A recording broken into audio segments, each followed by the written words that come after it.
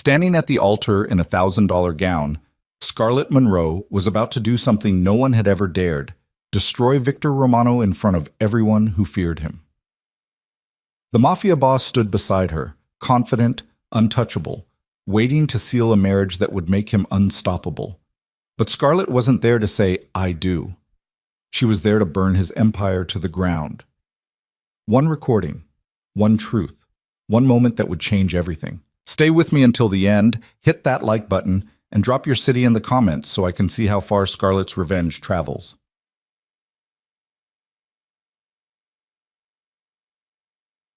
The first time Scarlett Monroe saw Victor Romano, he was breaking a man's nose.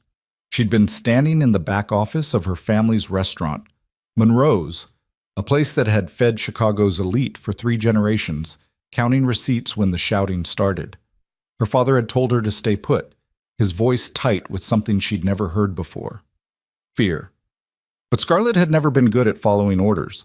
She'd cracked the door open just enough to see into the dining room. The restaurant had closed an hour ago, chairs stacked on tables, floors mopped clean.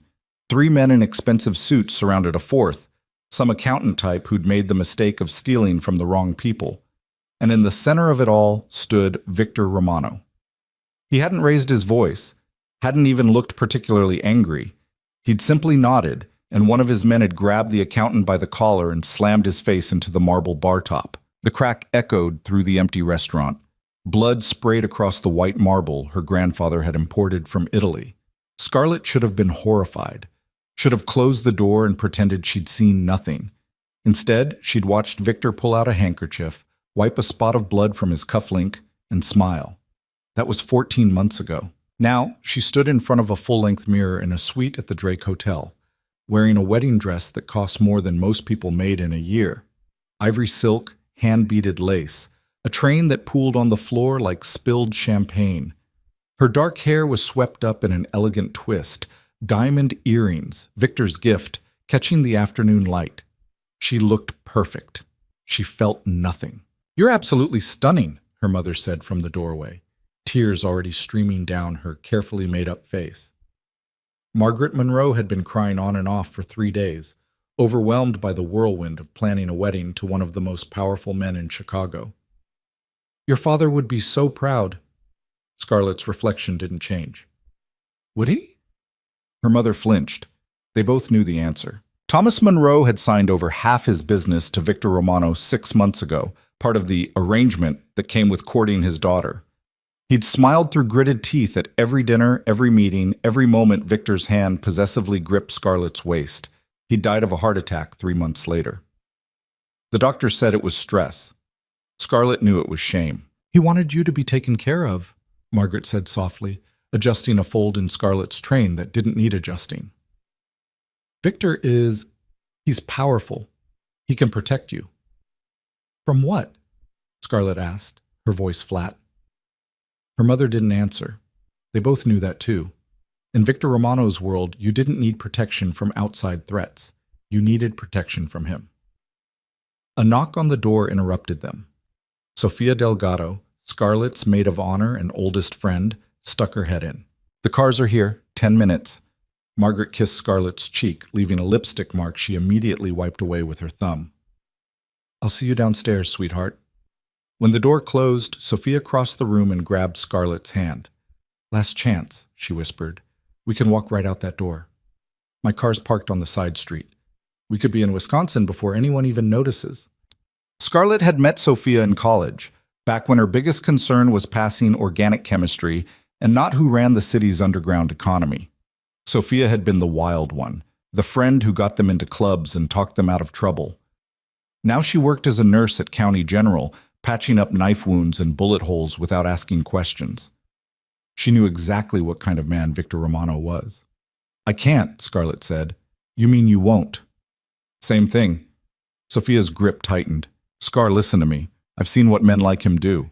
I've held the hands of women who thought they could handle it, thought they could survive it. This isn't some romance novel where the dangerous guy falls in love and changes his ways. This is real, and it's going to destroy you." Scarlett pulled her hand free and reached for her clutch. Inside, hidden beneath lipstick and tissue paper, was her phone. On that phone was a recording that would either save her life or end it. She hadn't decided which yet. "I know exactly what I'm doing," she said. Sophia stared at her for a long moment, searching for something in her expression. Whatever she saw made her shoulders slump. "Fine. But when this goes to hell, and it will, you call me. Day or night, I'll come get you." "I know." They rode to the church in silence, Sophia texting furiously on her phone while Scarlett watched Chicago blur past the tinted windows. The city looked beautiful in early October, leaves turning gold and red, Lake Michigan glittering in the distance. She'd grown up here, knew every street and shortcut, every corner where her father used to buy her ice cream after school. Victor had promised her the whole city. He'd lied about that too. St. Catherine's Cathedral rose above the surrounding buildings like a monument to old money and older power. Scarlett's family had attended Mass here for generations, back when Chicago's elite still pretended to care about things like tradition and propriety. Now it was just another stage for people like Victor to display their influence. The parking lot was full of town cars and SUVs, security personnel in dark suits stationed at every entrance. She recognized faces from the newspapers, aldermen, judges, businessmen who made their money in ways that didn't show up on tax returns. Victor's world, laid out like a wedding guest list. Her mother was waiting at the side entrance, flanked by two of Victor's men. They didn't speak to Scarlett, just fell into step behind her as she made her way to the bride's room. Protection, Victor called it. Surveillance was closer to the truth. The room was decorated with white roses and lilies, their scent cloying in the small space. Someone had set up a small table with champagne and fruit, untouched. Scarlett's stomach had been in knots for days. 15 minutes, one of the guards said, checking his watch. Not asking, informing. Scarlett nodded. 15 minutes until she walked down that aisle. 15 minutes until she stood in front of 400 people and promised to love, honor, and obey a man who'd built his empire on violence and fear. 15 minutes until she burned it all down. Her phone buzzed. A text from an unknown number. Second thoughts? She deleted it without responding. Victor's people monitored everything. Calls, texts, emails. She'd learned that the hard way 3 months ago when she'd tried to confide in a college friend about her doubts. The friend had stopped returning her calls. Scarlett never found out what Victor had said to her, but she could guess. The door opened and Elena Castellanos walked in, Victor's sister and the closest thing he had to a weakness. She was tall and striking, with the same dark eyes and sharp cheekbones as her brother, but where Victor was all cold calculation, Elena burned hot. She'd punched a reporter at a charity gala once for asking about her family's business interests. Scarlett had liked her immediately. "You look like you're about to throw up," Elena said, closing the door behind her. She'd insisted on not being part of the wedding party, claiming she looked terrible in bridesmaid dresses. Really, Scarlett suspected she just hated wearing anything she was told to. "Nerves," Scarlett lied. Elena pulled a flask from her clutch and took a long drink before offering it to Scarlett. "Bullshit. I've seen you handle my brother's business associates without breaking a sweat. This is something else." Scarlett took the flask. Whiskey, expensive and smooth. It burned going down. "Maybe I'm just having second thoughts about marrying into a crime family. Bit late for that." "Is it?" Elena's expression shifted, something careful sliding into place. "Scarlett, whatever you're thinking about doing, don't." "I'm not thinking about anything." "Yes, you are. I can see it." Elena took the flask back, her movements deliberate. "Look, I know my brother isn't easy. I know he's controlling and paranoid and treats people like chess pieces. But he cares about you. In his own completely fucked up way, he does." Scarlett almost laughed. "Does he?" "He wouldn't have gone through all this trouble if he didn't. Victor doesn't do grand gestures. He doesn't marry people. He's had the same girlfriend on the side for 3 years and never once considered making it official." Elena paused. "Until you." The words hit like a slap. Girlfriend. 3 years. Scarlett's face must have given something away because Elena cursed under her breath. "Shit, you didn't know. Tell me you're joking." I thought he would have ended it before now. Before this." Elena ran a hand through her hair, destroying hours of careful styling. "Her name is Vanessa. She runs a gallery in River North. It's not serious, just convenient." "Convenient." Scarlett's voice came out flat, mechanical. He's been fucking someone else while planning our wedding, and it's convenient. That's not what I meant. Get out. Scarlett, get out before I scream, and trust me, you don't want to explain to Victor why his bride is having a breakdown 15 minutes before the ceremony. Elena hesitated, clearly torn between loyalty to her brother and something that might have been sympathy. Finally, she set the flask on the table. For what it's worth, I think you're too good for him. I always have.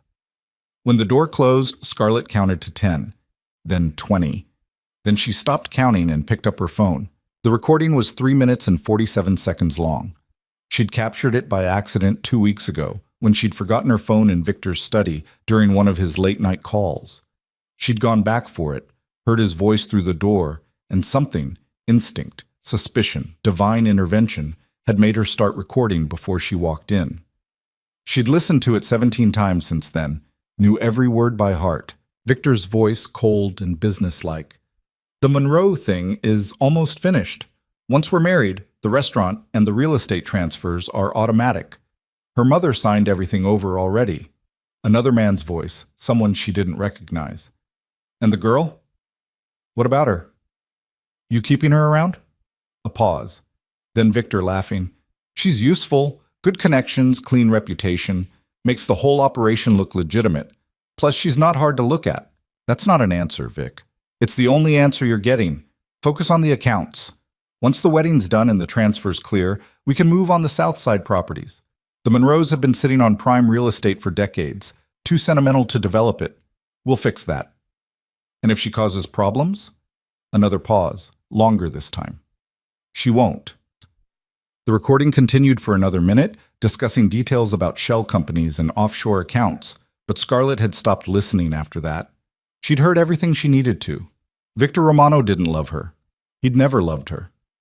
She was a means to an end, a pretty face to legitimize his operations and access to her family's holdings. Everything, the courtship, the romance, the promises, had been a calculated performance, and she'd fallen for it completely. A knock on the door. 5 minutes, Miss Monroe? Scarlett stood, smoothed her dress, and checked her reflection one last time. Her makeup was flawless, expertly applied to hide the fact that she hadn't really slept in days. She looked like a bride, like someone's dream come true. She picked up her phone, transferred the recording to her cloud storage, and tucked the phone into her clutch. Then she opened the door. Her mother was crying again. Sophia looked grim, and 2 of Victor's men flanked the entrance to the sanctuary. Inside, she could hear the string quartet playing Pachelbel's canon, the rustle of 400 people rising to their feet. The doors opened. The sanctuary was decorated like something from a magazine, white roses and crystal, candlelight reflecting off marble columns, stained glass windows casting colored shadows across the aisle. At the far end, beneath an arch of more flowers, Victor Romano waited. He looked exactly like what he was.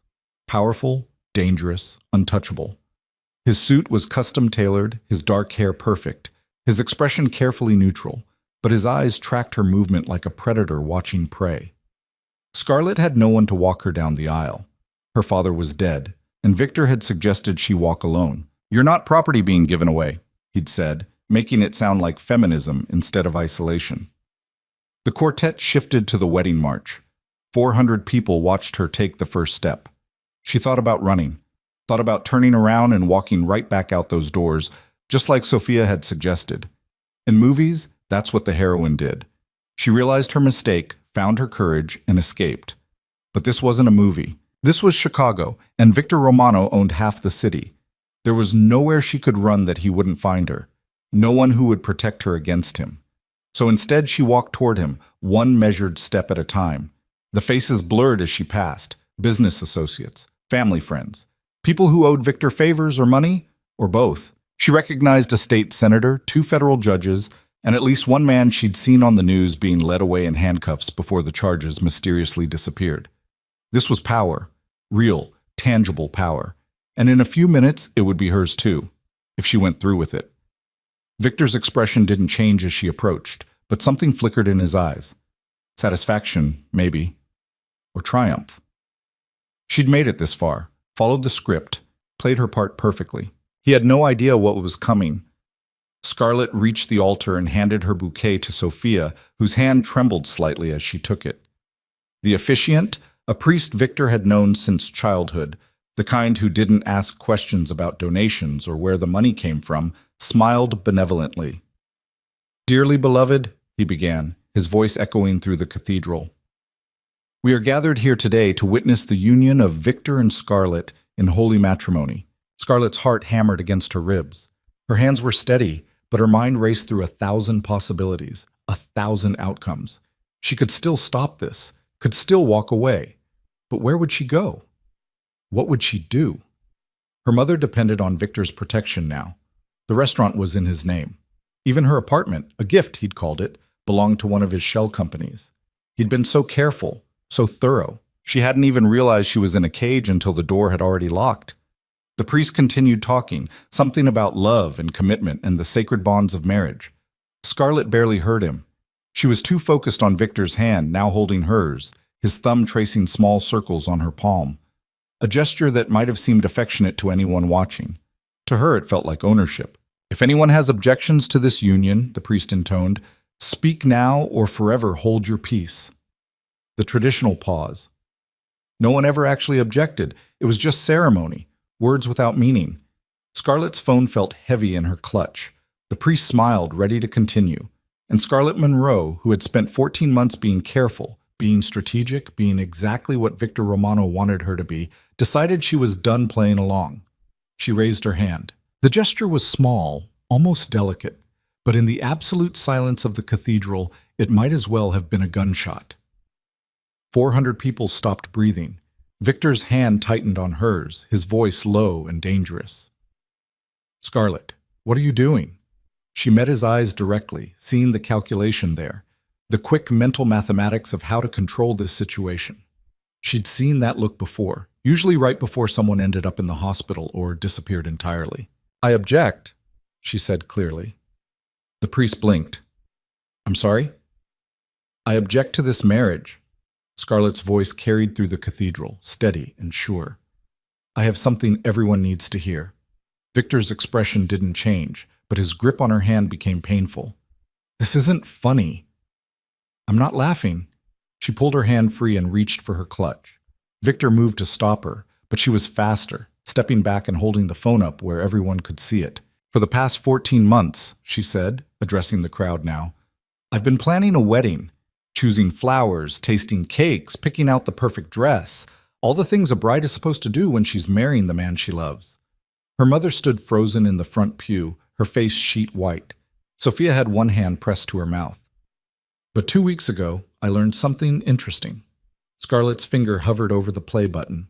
"I learned that this wedding isn't about love, it's about business, real estate transfers, shell companies, access to my family's holdings." Victor's carefully neutral expression finally cracked, rage flickering across his features.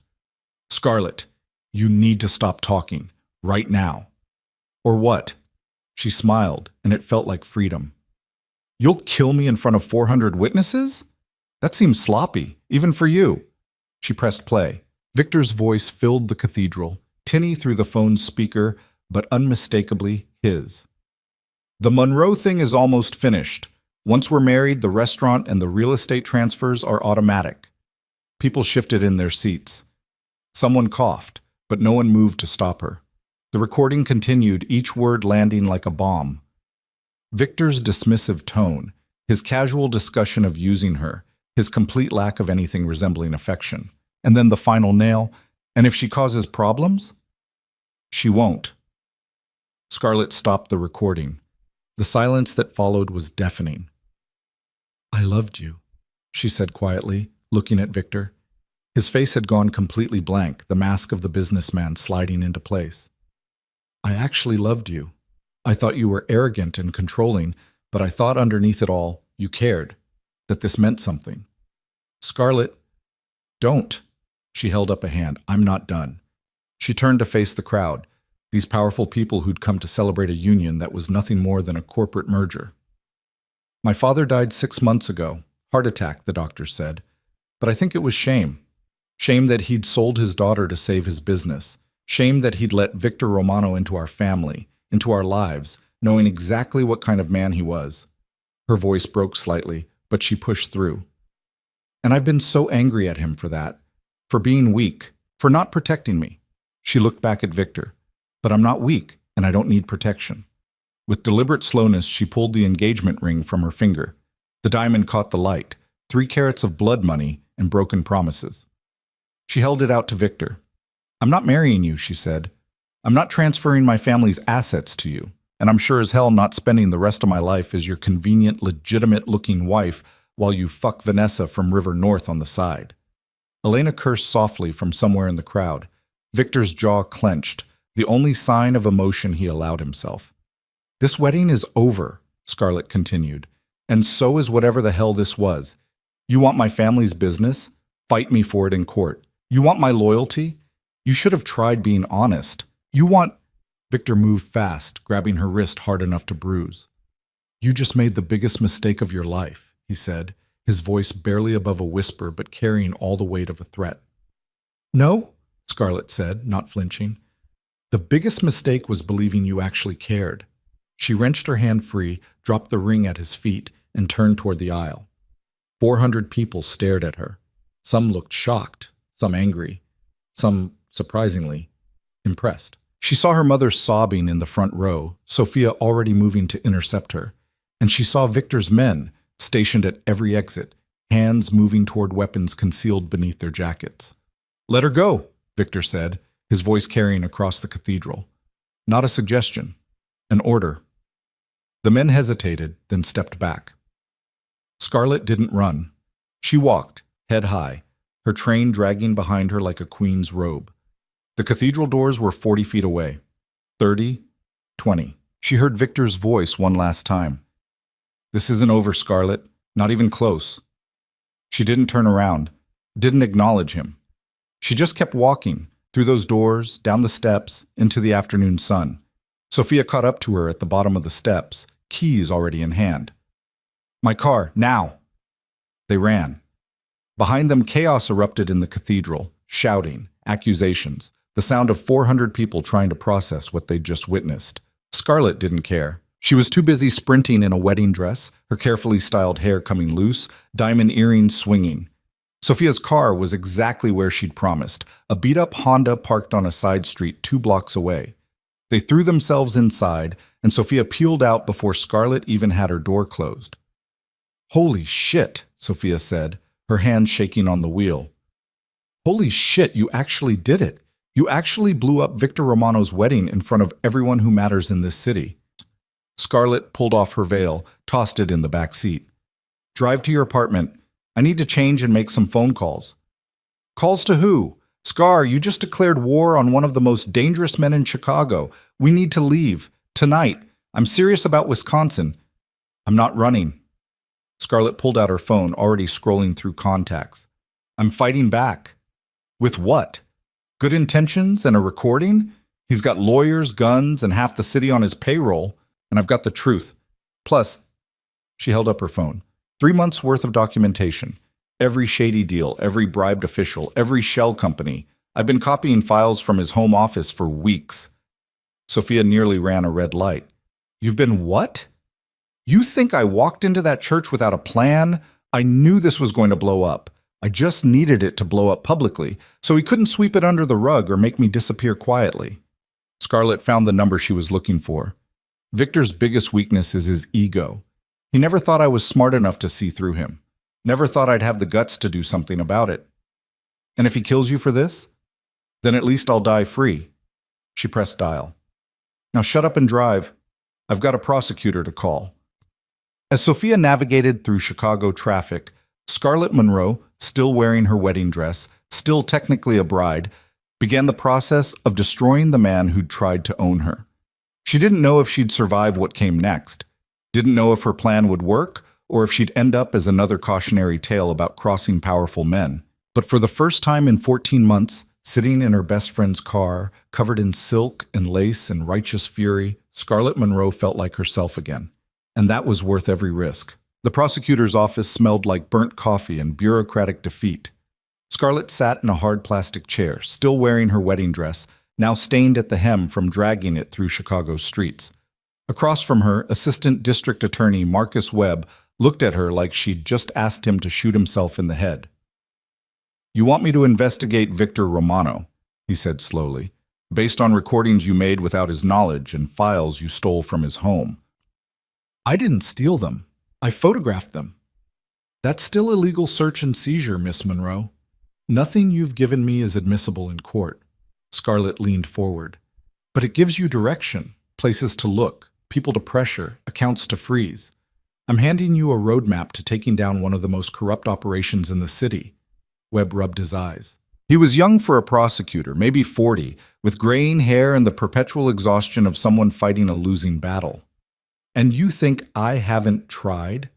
Romano has judges in his pocket, cops on his payroll, and enough lawyers to bury me in paperwork for the next decade. So you're just going to let him keep operating? I'm going to pick battles I can win." Webb stood, clearly done with the conversation. "My advice? Take your evidence, keep it somewhere safe, and disappear. Change your name, leave the state, start over somewhere he can't touch you." "I'm not running." "Then you're stupid." Webb's voice wasn't unkind, just tired. "I've seen what happens to people who cross Victor Romano. They end up in Lake Michigan, or overdosed in some motel, or mysteriously vanished. The best case scenario is he sues you into oblivion and ruins your reputation so thoroughly you can't get a job flipping burgers." Scarlett stood, gathering what was left of her dignity.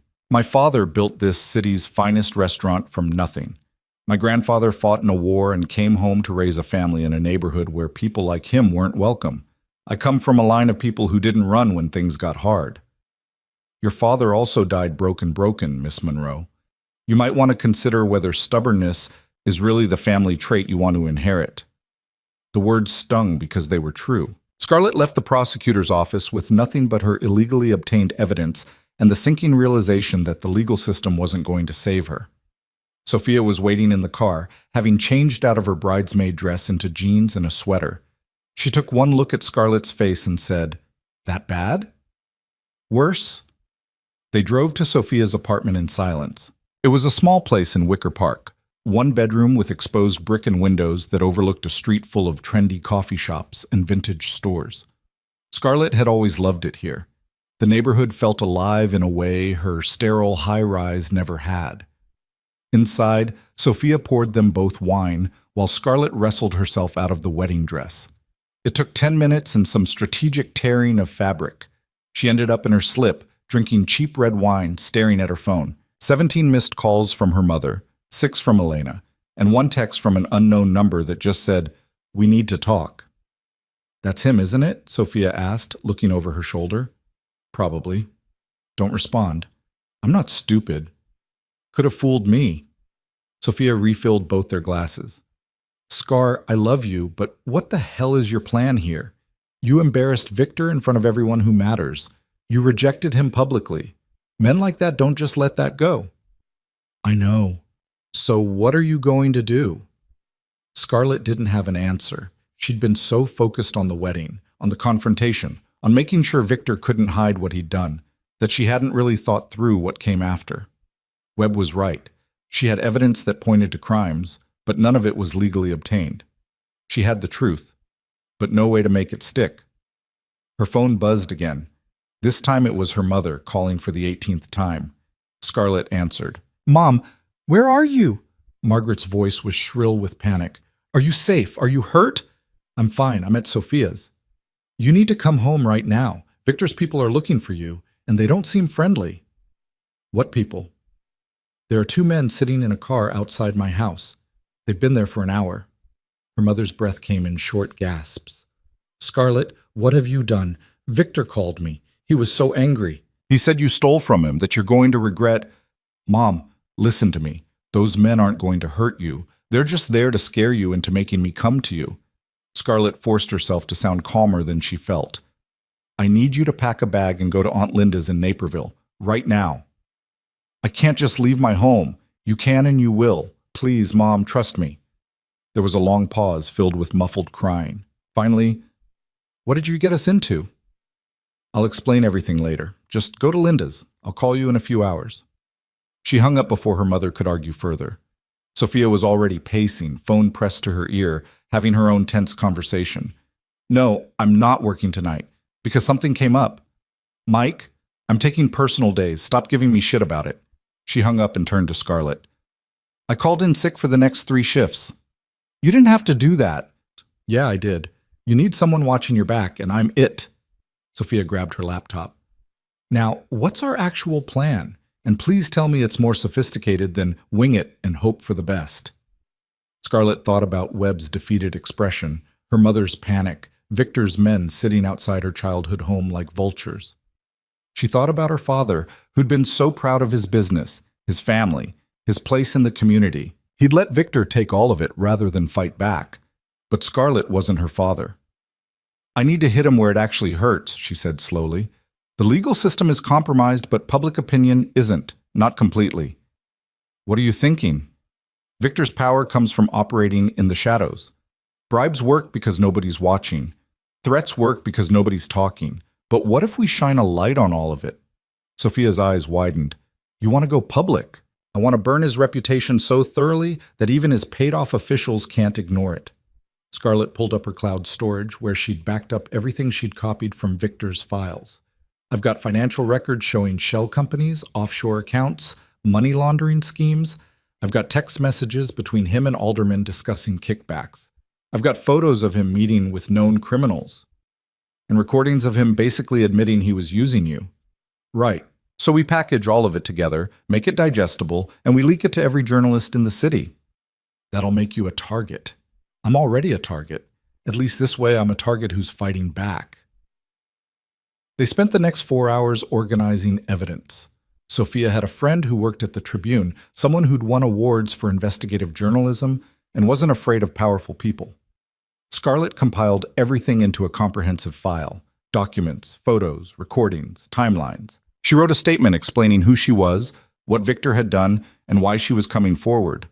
By midnight, they had something that looked less like the ravings of a scorned bride and more like a legitimate exposé. This is going to destroy him, Sophia said quietly, scrolling through the file. His business, his reputation, everything. Good. Scar, I need you to really think about this. Once you send this, there's no taking it back. Victor will come after you with everything he has. He's already coming after me. Scarlett hit send, watching the file upload to the Tribune's secure server. Now he'll have to do it in the spotlight. They sat in silence, watching the progress bar.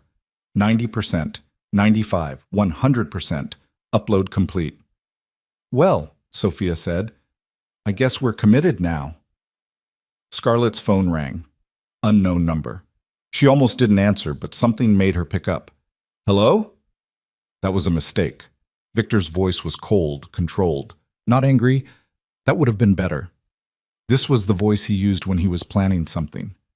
A very serious mistake. Is it? Because from where I'm sitting, the only mistake was not doing this sooner. You think you're clever. You think you've won. She could hear him moving, the sound of a door closing. All you've done is sign your own death warrant. Threaten me in front of witnesses, Victor. I'm sure the prosecutor would love to hear that. He laughed, but there was no humor in it. You went to Webb. He told you there's nothing he can do. That's because I own this city, Scarlett. I own the judges, the cops, the politicians. Your little rebellion changes nothing. Maybe, but at least everyone will know what you are. They already know what I am. They just don't care as long as I'm useful to them. His voice dropped. But you? You're not useful anymore. You're a liability. And I don't keep liabilities around. The line went dead. Scarlett set down her phone, her hand trembling slightly. Sophia was watching her, face pale. We should leave, Sophia said. Like right now. Grab what we need and drive until we hit a state where Victor doesn't have connections.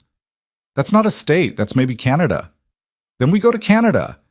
But Scarlett was already thinking past the fear, past the immediate threat. Victor was powerful, yes, but power had weaknesses. She'd seen them over the past 14 months, the cracks in his armor. He loves his sister, she said suddenly. What? Elena. He's protective of her, obsessively so. Scarlett started pacing. When someone leaked photos of her at a club last year, Victor tracked down the photographer and destroyed his career. Bankrupted him, got him blacklisted from every publication in the country. Okay, so he's a psycho brother. How does that help us? Because Elena doesn't approve of everything Victor does. She thinks he's too ruthless, too controlling. They fight about it. Scarlett remembered conversations she'd overheard, Elena pleading with Victor to handle situations differently, to show mercy. If I could get her to turn on him, or at least to publicly distance herself. She's not going to betray her own brother. Maybe not, but she might be willing to tell the truth if she thinks it'll save him from himself. It was thin, desperate even, but it was something. Sophia's phone buzzed. She checked it, frowned. The Tribune journalist wants to meet tomorrow morning, 9 a.m., at some diner in Ukrainian village. That's fast. She says the story's too big to sit on. She wants to verify sources and run it by her editor, but if everything checks out, she'll publish tomorrow evening. Tomorrow evening, less than 24 hours from now, Victor Romano's empire would start crumbling, and he would do everything in his power to stop it. They tried to sleep, but it was useless. Scarlett lay on Sophia's couch, staring at the ceiling, playing through scenarios. Best case, the story ran, public outcry forced real investigations, Victor got arrested. Worst case, she ended up dead before the story even published. Most likely, something in between. A long, ugly fight with no guarantee of winning. Around 3 a.m., Sophia came out of her bedroom. Can't sleep either? Not really. They made coffee, sat at the tiny kitchen table, and watched the city lights through the window. Chicago looked peaceful from here, almost innocent. You couldn't see the corruption, the violence, the deals made in dark corners. You couldn't see men like Victor Romano pulling strings. I broke up with someone once, Sophia said suddenly. Junior year of college. This guy I thought I loved. He wasn't dangerous like Victor, but he was controlling. Wanted to know where I was every minute, who I was with, what I was doing. Started small, you know? Just seemed like he cared. Then it got worse. Scarlett had vague memories of this. A boyfriend Sophia had stopped mentioning. What happened? I tried to leave. He showed up at my apartment, threatened to hurt himself if I didn't take him back. Said he'd kill himself and it would be my fault. Sophia wrapped her hands around her coffee mug. So I called his bluff. Told him to do whatever he needed to do, but I was done. Then I called his parents and told them he was having a mental health crisis and they needed to deal with it. Did he? Nope. Turns out he was just an asshole, not actually suicidal. His parents got him into therapy, and last I heard, he's married with kids in Wisconsin. Sophia met Scarlett's eyes. Point is, men like that bank on you being too afraid or too guilty to walk away. They need you to believe you're responsible for their actions. But you're not. Victor's different. He's not bluffing. I know, but the principle stands. You're not responsible for what he does next. You didn't make him a criminal. You didn't make him a liar. All you did was refuse to be complicit.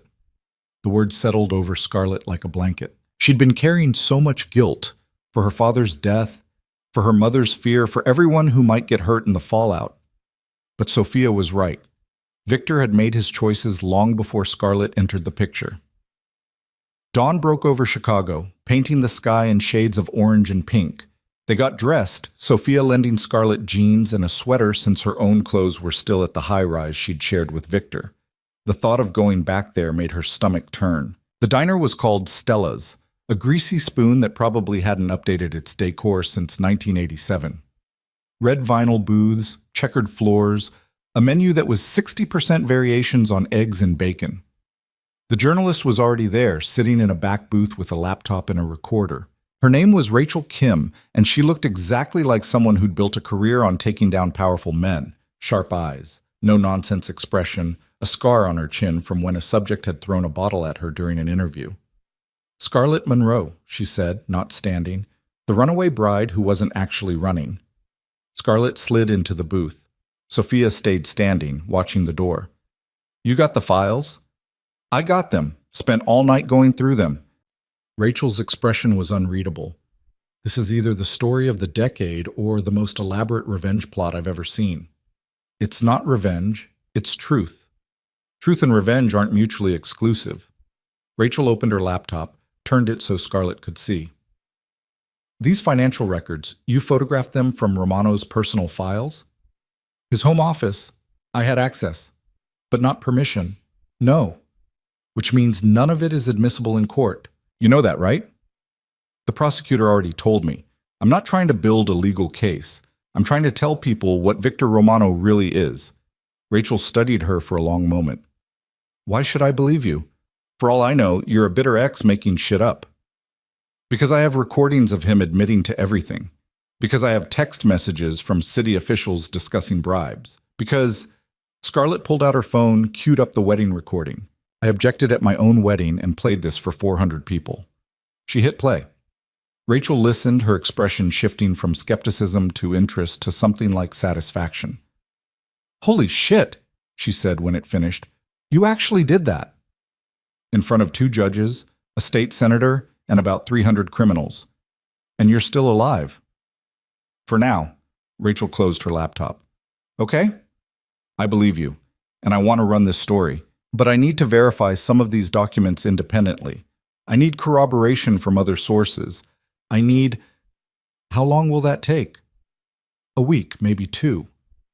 I don't have 2 weeks. Victor knows I went to the authorities. He knows I have evidence. If you don't run this story fast, there won't be a story to run because I'll be dead. I can't publish unverified. Then verify what you can and publish that. Run it as allegations if you have to, but get it out there before he buries it. Scarlett leaned forward. Please, I'm not asking you to lie. I'm asking you to be fast. Rachel looked at Sophia. You're the friend? Best friend. Also a nurse, so I can verify that Scarlett's not crazy. That's not how verification works. But Rachel was already opening her laptop again, scanning through files. I can confirm the shell companies exist. I can reach out to some of the officials mentioned here, see if they'll comment on the record. She paused, scrolling. Wait, this photo. This is Romano meeting with Konstantin Volkov. Who? Russian mob. Volkov's been under federal investigation for years, but they can't make anything stick. Rachel's fingers flew across the keyboard. If I can prove Romano's working with Volkov, that brings the feds into this. That changes everything. For the first time since leaving the cathedral, Scarlett felt a flicker of hope. How do we prove it? We don't, I do. You stay out of sight and let me work. Rachel stood, gathering her laptop. I'll have something ready to publish by tonight. It won't be the full story, but it'll be enough to start the dominoes falling. And if Victor tries to stop you? Rachel smiled, and it wasn't pleasant. I've been threatened by better men than him. I'm still here. They left the diner separately, Sophia taking Scarlett back to the apartment while Rachel headed to the Tribune offices. The plan was simple. Stay hidden, stay safe, and wait for the story to break. But at 2 p.m., everything went sideways. Scarlett was scrolling through her phone, reading news alerts, when Sophia's apartment door crashed open. 2 men stormed in, professionals who moved like military. They had Scarlett on the ground before she could scream, a hand clamped over her mouth, zip ties securing her wrists. Sophia came out of the bathroom and froze. One of the men pointed a gun at her. Don't move. Don't scream. We're not here for you. They hauled Scarlett to her feet, dragged her toward the door. She tried to fight, but they were bigger, stronger, trained for this. Sophia was shouting something, phone in hand, but the men were already pushing Scarlett down the stairs. A black SUV waited at the curb, engine running. They shoved her inside and the door locked automatically. Scarlett's heart hammered as the vehicle pulled into traffic, heading west toward the outskirts of the city. She knew where they were going, one of Victor's properties, some warehouse or industrial building where screams wouldn't carry. This was how people disappeared in Chicago. This was how Victor cleaned up his messes. The drive took 20 minutes. They pulled into an abandoned meatpacking plant, the kind of place that shut down when the economy tanked and never reopened. The men dragged Scarlett inside, her feet stumbling over broken concrete and debris. Victor was waiting in what used to be the main processing floor. He'd changed out of his wedding suit into something casual, jeans, a black shirt, expensive watch, like this was just another day. Cut the ties, he said. One of the men sliced through the zip ties with a knife. Scarlett's wrists burned, red welts already forming. She rubbed them, trying to get feeling back in her fingers. Leave us, Victor said. The men hesitated. Victor's voice hardened. I said leave. They left. closing the heavy metal door behind them. Scarlett was alone with Victor in a building that smelled like rust and old blood.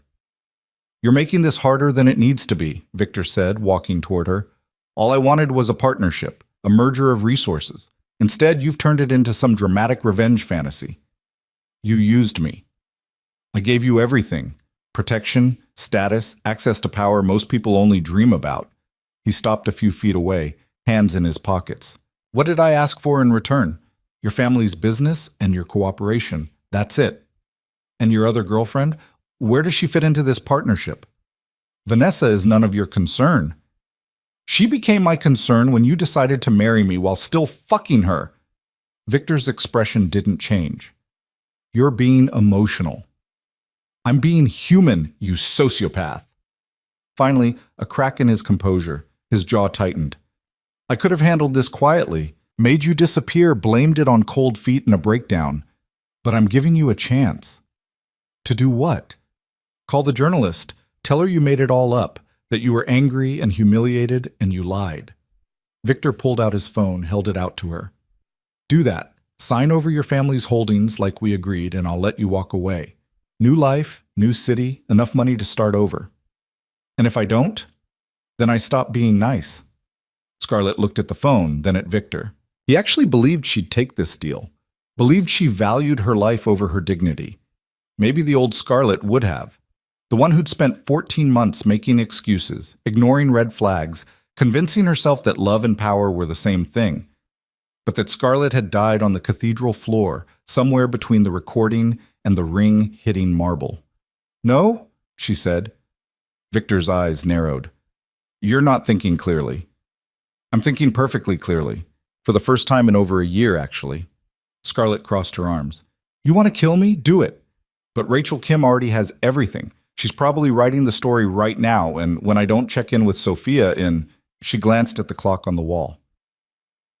15 minutes. She's calling the cops and telling them you kidnapped me. The cops work for me. Not all of them, and even the corrupt ones won't cover up a murder when there's a paper trail." She smiled. "You taught me that. Always have insurance." For a long moment, Victor just stared at her. Then, surprisingly, he laughed. "You really have changed," he said. "When I met you, you were so careful, so afraid of making waves, of disappointing people. Now look at you, threatening a man who could snap your neck without breaking a sweat. You're not going to kill me." "No?" "No, because I'm more valuable alive. If I die, I become a martyr. The story gets bigger. The investigation gets more aggressive. You'd be trading one problem for 10 worse ones." Scarlett took a step toward him. "But if I live, if I disappear on my own, the story loses credibility. People assume I was lying, that I ran away out of guilt. That's what you need." Victor's expression shifted, calculation replacing anger. "What are you proposing?" "Let me go. I'll leave Chicago, just like you wanted. But I'm not recanting, and I'm not signing anything. The story runs, you deal with the fallout, and we never see each other again. That's not a deal. That's you getting everything you want." "No, it's me getting to live. That's different." They stood there, two people who'd almost made vows to each other, now negotiating the terms of their separation like a business contract. Finally, Victor nodded. "You have 24 hours to leave the city. If you're still here after that, the deal's off." "Fine. And Scarlett?" He stepped closer, his voice dropping. "If you ever come back, if you ever speak to anyone about me again, I won't be this generous." "Noted." He walked to the door, knocked twice. His men appeared. "Take her back to her friend's apartment. Make sure she packs." The ride back was silent. Scarlett's hands shook, adrenaline finally catching up to fear. She'd gambled everything on Victor's logic overriding his pride, and somehow it had worked. But she knew this wasn't over. Men like Victor Romano didn't forget. They waited. Sophia was pacing when Scarlett walked through the door, phone already to her ear with what sounded like 911. She hung up the second she saw Scarlett. "Oh, thank fuck. I thought you were dead. I thought..." She grabbed Scarlett's shoulders. "What happened?" "We need to pack. We're leaving Chicago." "Where are we going?" "I don't know. Anywhere. Everywhere." Scarlett pulled out her phone, checked the news. The Tribune story wasn't up yet. "We have 24 hours.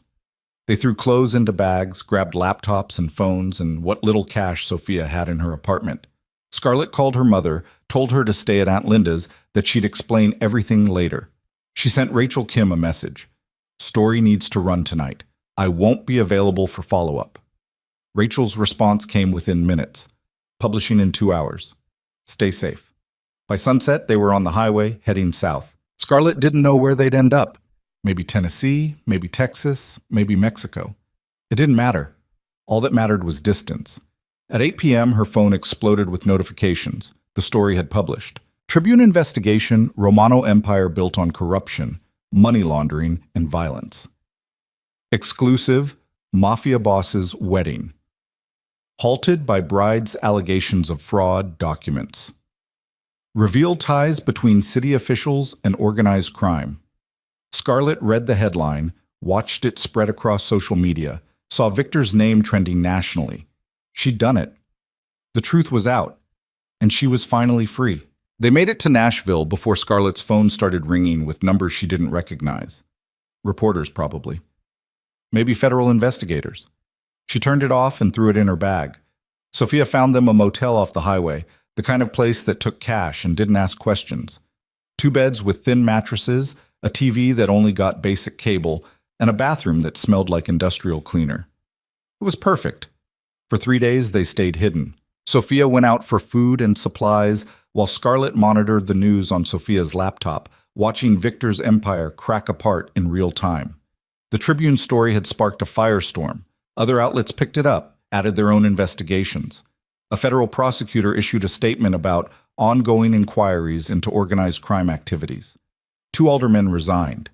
A judge took sudden medical leave. And Victor Romano's name was everywhere, attached to words like corruption and racketeering and criminal enterprise.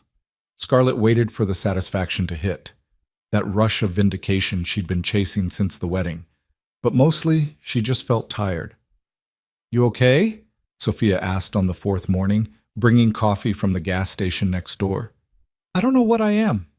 "That's fair." Sophia sat on the other bed, legs crossed. "For what it's worth, you did the right thing." "Did I?" "My mom's in hiding, you're unemployed because you're babysitting me, and I'm living in a motel that probably has bedbugs. First, I'm not babysitting you. I'm helping my best friend not get murdered. Second, I had vacation days saved up anyway. And third, your mom is safer at your aunt's than she was in Chicago, with Victor's people watching her house." Scarlett sipped the coffee. It was terrible, burnt and weak. She'd never tasted anything better. "What happens now?" "I don't know. That's kind of up to you." Before Scarlett could answer, Sophia's phone rang. She checked the caller ID, frowned. "It's my brother." "I didn't know you had a brother." "We don't talk much. He's complicated," Sophia answered. "Yeah? Wait, slow down. How did you— Okay, just calm down." She put the phone on speaker. A man's voice, tense and fast. "Saw the news about Romano. Saw your friend's name. Sophia, please tell me you're not involved in this." "How do you know about Scarlett?" "Because I work for the FBI, and her name is all over a case file that just got bumped to priority." He paused. "Where are you?" Sophia looked at Scarlett, who shook her head. "Can't tell you that." "Damn it, Soph. We're trying to help her. The Bureau wants to offer protection in exchange for testimony." "Testimony about what?" "Everything. Romano's operations, his connections, the money laundering. She's got evidence we've been trying to collect for years." Another pause. "But she needs to come in. Now, before Romano figures out where she is and makes this a lot more complicated." Scarlett grabbed the phone. "This is Scarlett Monroe." "Miss Monroe, I'm Agent Lucas Delgado. I need you to listen very carefully. How do I know you're actually FBI and not one of Victor's people?" "Because if I was one of Victor's people, you'd already be dead." His tone softened slightly. "Look, I get it. You don't trust anyone right now. But I'm offering you a way out of this that doesn't involve spending the rest of your life looking over your shoulder." "In exchange for what?" "Full cooperation. Everything you know about Romano's operations, testimony in front of a grand jury, and possibly at trial." "And witness protection?" "If necessary, yes." Scarlett thought about it. Witness protection meant a new identity, a new city, a new life. It meant never seeing her mother again, never going home, never being herself. It meant surviving, but barely living. "I need to think about it," she said. "You don't have time to think. Every hour you're out there, you're at risk. Lucas's voice turned urgent. Romano's already figured out you left Chicago. He's got people looking for you. It's only a matter of time before... The motel window shattered. Scarlett hit the floor, glass raining down around her. Sophia screamed. The phone went flying. Move! Sophia grabbed Scarlett's arm, yanking her toward the bathroom. Another window broke, this time in the bathroom. They changed direction, heading for the door.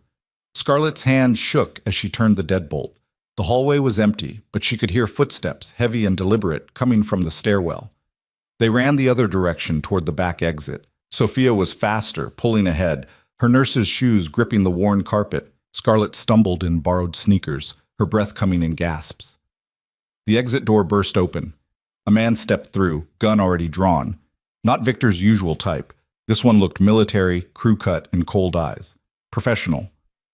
"Miss Monroe," he said calmly. "Mr. Romano would like a word." "Fuck you," Sophia said and threw her coffee at his face. He dodged, but it bought them a second. They turned back, sprinting toward the front of the motel. Behind them, more footsteps, more voices. At least 3 men, maybe 4. They burst into the parking lot. Sophia's car was 30 feet away, keys in her pocket. They'd never make it. A black sedan screeched into the lot, blocking their path. The driver's door opened and Elena Castellano stepped out. "Get in," she said. Scarlett froze. "What? Get in the fucking car unless you want my brother's goons to drag you back to Chicago." The men were coming through the motel entrance now. Scarlett didn't have time to question miracles. She and Sophia threw themselves into the back seat, and Elena peeled out before the doors were even closed. Bullets sparked off the pavement behind them. Elena took a corner hard enough to throw Scarlett against the door. "Stay down!" "What are you doing here?" Scarlett managed to ask, wedged between the seat and Sophia. "Saving your ass, apparently." Elena ran a red light, weaving through traffic. "You really pissed off my brother. I'm actually impressed. How did you find us?" "I've known Sophia since college. I figured if you ran, you'd run together." Elena glanced in the rearview mirror. "Looks like Victor figured it out too. Those weren't his regular guys. He hired contractors." "How do you know that?" "Because his regular guys would have just shot you. Contractors have to bring you in alive to get paid." Another turn, this one onto a highway on-ramp. "Where's your phone?" "Turned off, in my bag." "Give it to me." Scarlett handed it over. Elena threw it out the window. They were probably tracking it. That's how they found the motel. Sophia was checking her own phone, hands shaking. "My brother's calling. The FBI agent..." "Don't answer. The feds can't protect you if you're dead." Elena pushed the sedan to 80, heading north. "We need to get somewhere public, somewhere Victor won't try anything stupid." "Where?" "I'm working on it." They drove in tense silence for 20 minutes. Scarlett watched the highway signs blur past, her mind racing. Elena had saved them, but why? What had Victor's sister gain from helping the woman who'd just destroyed her brother's reputation? Finally, Elena took an exit toward downtown Nashville. She pulled into the parking garage of a high-rise hotel, the kind that catered to business travelers and had security cameras everywhere. "We're getting a room," Elena said, killing the engine. "Somewhere with witnesses. Victor won't make a move in a place like this." He made a move at a motel. A motel is different. No cameras, no real security, cash transactions. This place has digital records, licensed security, corporate management. Elena got out. "Trust me. I know how my brother thinks." The hotel lobby was all marble and glass, a fountain in the center, staff in matching uniforms. Elena approached the desk like she owned the place, credit card already out. "Suite, please. Top floor. King bed and pull-out sofa." The clerk didn't even blink at Elena's appearance. Expensive clothes, confident bearing, the kind of woman who was used to getting what she wanted. "Of course. How many nights?" "Just tonight." They took the elevator in silence. The suite was nicer than anywhere Scarlett had stayed in months. Floor-to-ceiling windows, separate living area, bathroom with a soaking tub. Sophia immediately locked herself in the bathroom, and Scarlett heard water running. Elena poured herself a drink from the minibar. "You want one?" "I want answers." "Fair enough." Elena settled onto the couch, looking more tired than Scarlett had ever seen her. "What do you want to know?" "Why are you helping me?" Because my brother is making a mistake. Elena took a long drink. Victor's always been ruthless. It's what makes him good at what he does. But there's a difference between ruthless and stupid, and going after you like this is stupid. He's just protecting his empire. No, he's protecting his ego. The smart move would be to let you disappear, deal with the legal fallout, rebuild quietly. Instead, he's hired contractors to hunt you down, which is only going to make everything worse when the feds connect the dots. Elena shook her head. He's not thinking clearly, and when Victor doesn't think clearly, people die. So you're doing this to save him from himself. I'm doing this because you don't deserve to die for embarrassing him. Elena met Scarlett's eyes. I know what my brother is. I'm not naive. But I also know he was using you, and you had every right to expose him for it. You're the one who told me about Vanessa. Yeah, and I've been regretting that ever since. Elena laughed, but it was bitter. I thought he'd ended it. Thought maybe he actually cared about you. Finding out he hadn't, right before the wedding, she trailed off. I should have told you sooner. Would it have changed anything? Probably not. You were already planning something, weren't you? The wedding objection wasn't spontaneous. Scarlett sat down across from her. I'd been planning it for 2 weeks, ever since I heard that recording. The one you played at the cathedral. I assume you have copies. Multiple. Cloud storage, encrypted drives, sent to journalists. If something happens to me, it all goes public. Smart. Elena finished her drink. You should still talk to the feds. They can actually protect you. Or they can use me as bait to get to Victor. Also possible. Elena stood, paced to the window. Here's the situation. Victor wants you dead or disappeared. The FBI wants you testifying. You want to survive and keep your freedom. Those things aren't necessarily compatible. What do you think I should do? Honestly? Disappear for real. Not witness protection, not running scared. I mean, take the money you have, go somewhere Victor can't reach you, and build a new life. Elena turned. He'll eventually move on. The empire will stabilize. The legal stuff will drag on for years, and Victor's good at making things drag. But if you stay visible, if you keep fighting, he'll never stop coming. Sophia emerged from the bathroom, face red from crying but composed. What'd I miss?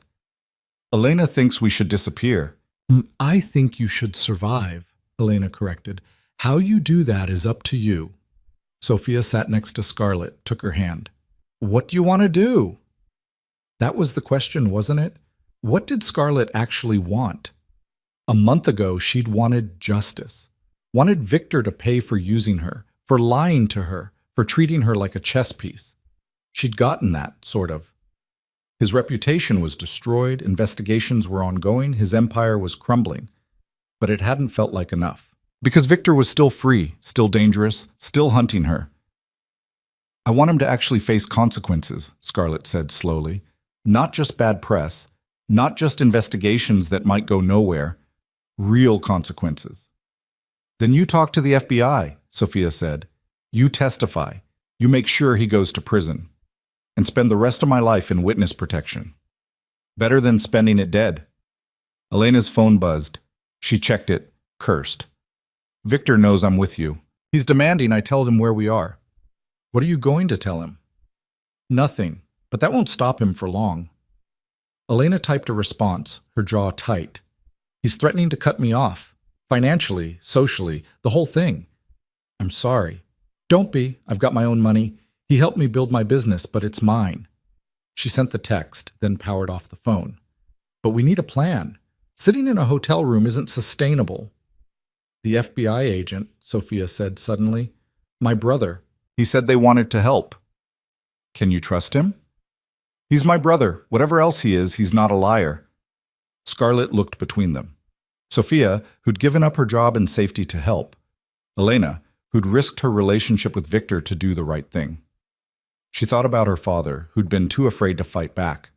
About her mother, who'd spent her whole life avoiding confrontation. Scarlett had run from Victor once, at the cathedral. She'd exposed him, hurt him, damaged his precious reputation, but she hadn't finished him. Call your brother, Scarlett said to Sophia. Tell him we'll meet, but on our terms, in a public place, with guarantees. What kind of guarantees?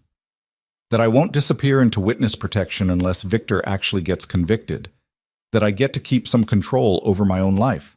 That this doesn't end with me being some anonymous person in Nebraska working at a Walmart. Sophia pulled out her phone, dialed. It rang once before her brother answered. Soph, thank fuck. Are you okay? I'm fine. We're fine, but we need to talk terms. Terms? Scarlett will cooperate, but not if it means giving up her entire life on a maybe. You need to guarantee that Victor actually goes to trial, actually gets convicted, before she goes into protection. Lucas was quiet for a moment. I can't guarantee a conviction. You know that's not how this works. Then we're done here. Wait, he sighed. Look, I can guarantee that we'll build the strongest case possible, that we'll pursue this all the way, but conviction depends on a jury, and juries are unpredictable. What can you guarantee? Protection until trial, a safe house, security detail, resources to help rebuild her life after. And if Romano gets convicted, full witness protection with relocation assistance. If he doesn't, another pause. If he doesn't, we'll still help her disappear, but it'll be her choice where and how. Scarlett took the phone. This is Scarlett. I want all of that in writing. Miss Monroe, the Bureau doesn't typically... I don't care what the Bureau typically does. You want my cooperation? I want guarantees, real ones. Her voice was steady now, certain. I've already lost everything once. I'm not doing it again on a promise. Give me 24 hours. I'll talk to my supervisor, get the paperwork drawn up. Fine. But we're not coming to you. You come to us. Public place, no backup unless I can see them. Deal. Where? Scarlett looked at Elena, who mouthed a location. Centennial Park. Tomorrow, 2 p.m. Come alone. She hung up before he could argue. You think he'll do it? Sophia asked. He doesn't have a choice. I'm his best shot at Victor, and he knows it. Elena was watching her with something like approval. You've changed since the wedding. I had to. They ordered room service and tried to sleep, taking shifts so someone was always watching the door. Scarlett took first watch, sitting by the window, looking out at Nashville's skyline. Somewhere out there, Victor was planning his next move. Somewhere, the wheels of justice were turning, slow and uncertain. But for the first time since this whole thing started, Scarlett felt like she had some control.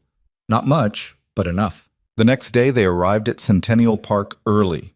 It was a beautiful afternoon, families with kids, joggers, tourists taking photos of the Parthenon replica. Normal people living normal lives, completely unaware of the drama unfolding around them. Lucas Delgado showed up exactly at 2. He looked like Sophia, same dark eyes, same sharp cheekbones, but older, more worn down. He carried a briefcase and walked alone. They met at a picnic table in full view of dozens of witnesses. Scarlett Monroe, he said, extending a hand. I'm glad you're safe. She didn't shake it. Show me the paperwork. He opened the briefcase, pulled out a folder. Standard cooperation agreement, protection during investigation and trial, relocation assistance after, immunity from any charges related to your evidence gathering. Scarlett read through it carefully. It was bureaucratic and dense, but the core terms were there.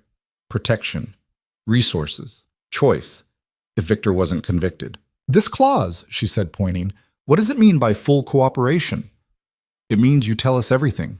No holding back, no selective memory. You testify truthfully, you provide all evidence, you make yourself available for prep and depositions. And if I remember something wrong, if I make a mistake, as long as it's honest, it's fine. We're not expecting perfection. Lucas leaned forward. We just need the truth. Scarlett looked at Sophia, who nodded, at Elena, who shrugged. Then she picked up the pen and signed. The safe house was in Kentucky, a farmhouse an hour outside Louisville. It had security cameras, reinforced doors, and 2 federal agents who rotated shifts. It was isolated but comfortable, the kind of place where Scarlett could breathe without looking over her shoulder every 5 seconds. Sophia stayed for the first week, helping Scarlett settle in, keeping her sane. Elena visited twice, bringing clothes and books and gossip about Chicago. The feds raided 3 of Victor's properties, she reported on her second visit.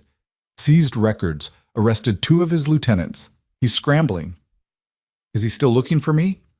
Probably. But he's got bigger problems now. Elena smiled. You really did it. You're taking him down. We'll see. The investigation moved slowly, which Lucas said was normal. They needed airtight evidence, cooperating witnesses, forensic accounting. Scarlett spent hours with prosecutors, walking them through every file, every recording, every detail she could remember. It was exhausting and terrifying and occasionally satisfying. 3 months after the wedding that wasn't, the grand jury returned indictments. 17 counts against Victor Romano, including racketeering, money laundering, bribery, and conspiracy. The arrest was national news. Scarlett watched it on TV from the safe house, seeing Victor in handcuffs for the first time in his life. He looked smaller somehow, less untouchable. Just a man who'd made bad choices and was finally facing them. "How do you feel?" Sophia asked. She'd come back for the arrest, knowing Scarlett would need support. "I don't know, relieved, scared, guilty?" "Why guilty?" "Because part of me loved him, or thought I did. And now I'm the reason his life is falling apart." No, Sophia said firmly. "He's the reason his life is falling apart. You just stopped letting him get away with it." The trial was scheduled for 6 months later. In the meantime, Scarlett lived in limbo, safe but isolated, protected but trapped. She started writing, documenting everything that had happened, not for evidence, just for herself. A way to process, to make sense of the past year. She talked to her mother once a week on a secure line. Margaret had moved in with Aunt Linda permanently, selling the house in Chicago. She didn't say she was proud of Scarlett, but she didn't say she wasn't either. "Your father would have been terrified of what you did," Margaret said during one call, "but I think deep down, he would have been proud too." It was the closest to approval Scarlett had gotten in years. Winter came, then spring. The trial date approached. Lucas visited more frequently, prepping Scarlett for testimony, warning her about Victor's defense strategy. "They're going to paint you as a scorned woman making things up," he said. "Bitter, vindictive, unstable. Let them. I have recordings, which they'll claim were edited or taken out of context." Lucas rubbed his eyes. "I'm not saying we'll lose. The evidence is strong, but it's going to be ugly." "I can handle ugly." "Can you handle seeing him again?" That was the question that kept Scarlett up at night. She'd avoided thinking about the actual trial, the moment when she'd have to sit in a courtroom and look Victor in the eye while destroying him. "I have to," she said finally. "I've come this far." The week before trial, Elena showed up at the safe house with news. "Victor wants to make a deal," she said without preamble. "Plead to lesser charges, avoid trial." "What kind of deal?" 5 years? Minimum security? No admission of the worst charges." Elena looked disgusted. "His lawyers are good. They're making it sound like the prosecution's case isn't strong enough." "What does Lucas say?" "That it's politics. The feds want a conviction, even if it's not everything. A trial is risky." Scarlett felt something crack inside her chest. "After everything, he might get 5 years?" "Maybe. Or maybe the prosecutors hold firm and we go to trial." Elena sat beside her. "What do you want to happen?" "I want him to pay. Really pay.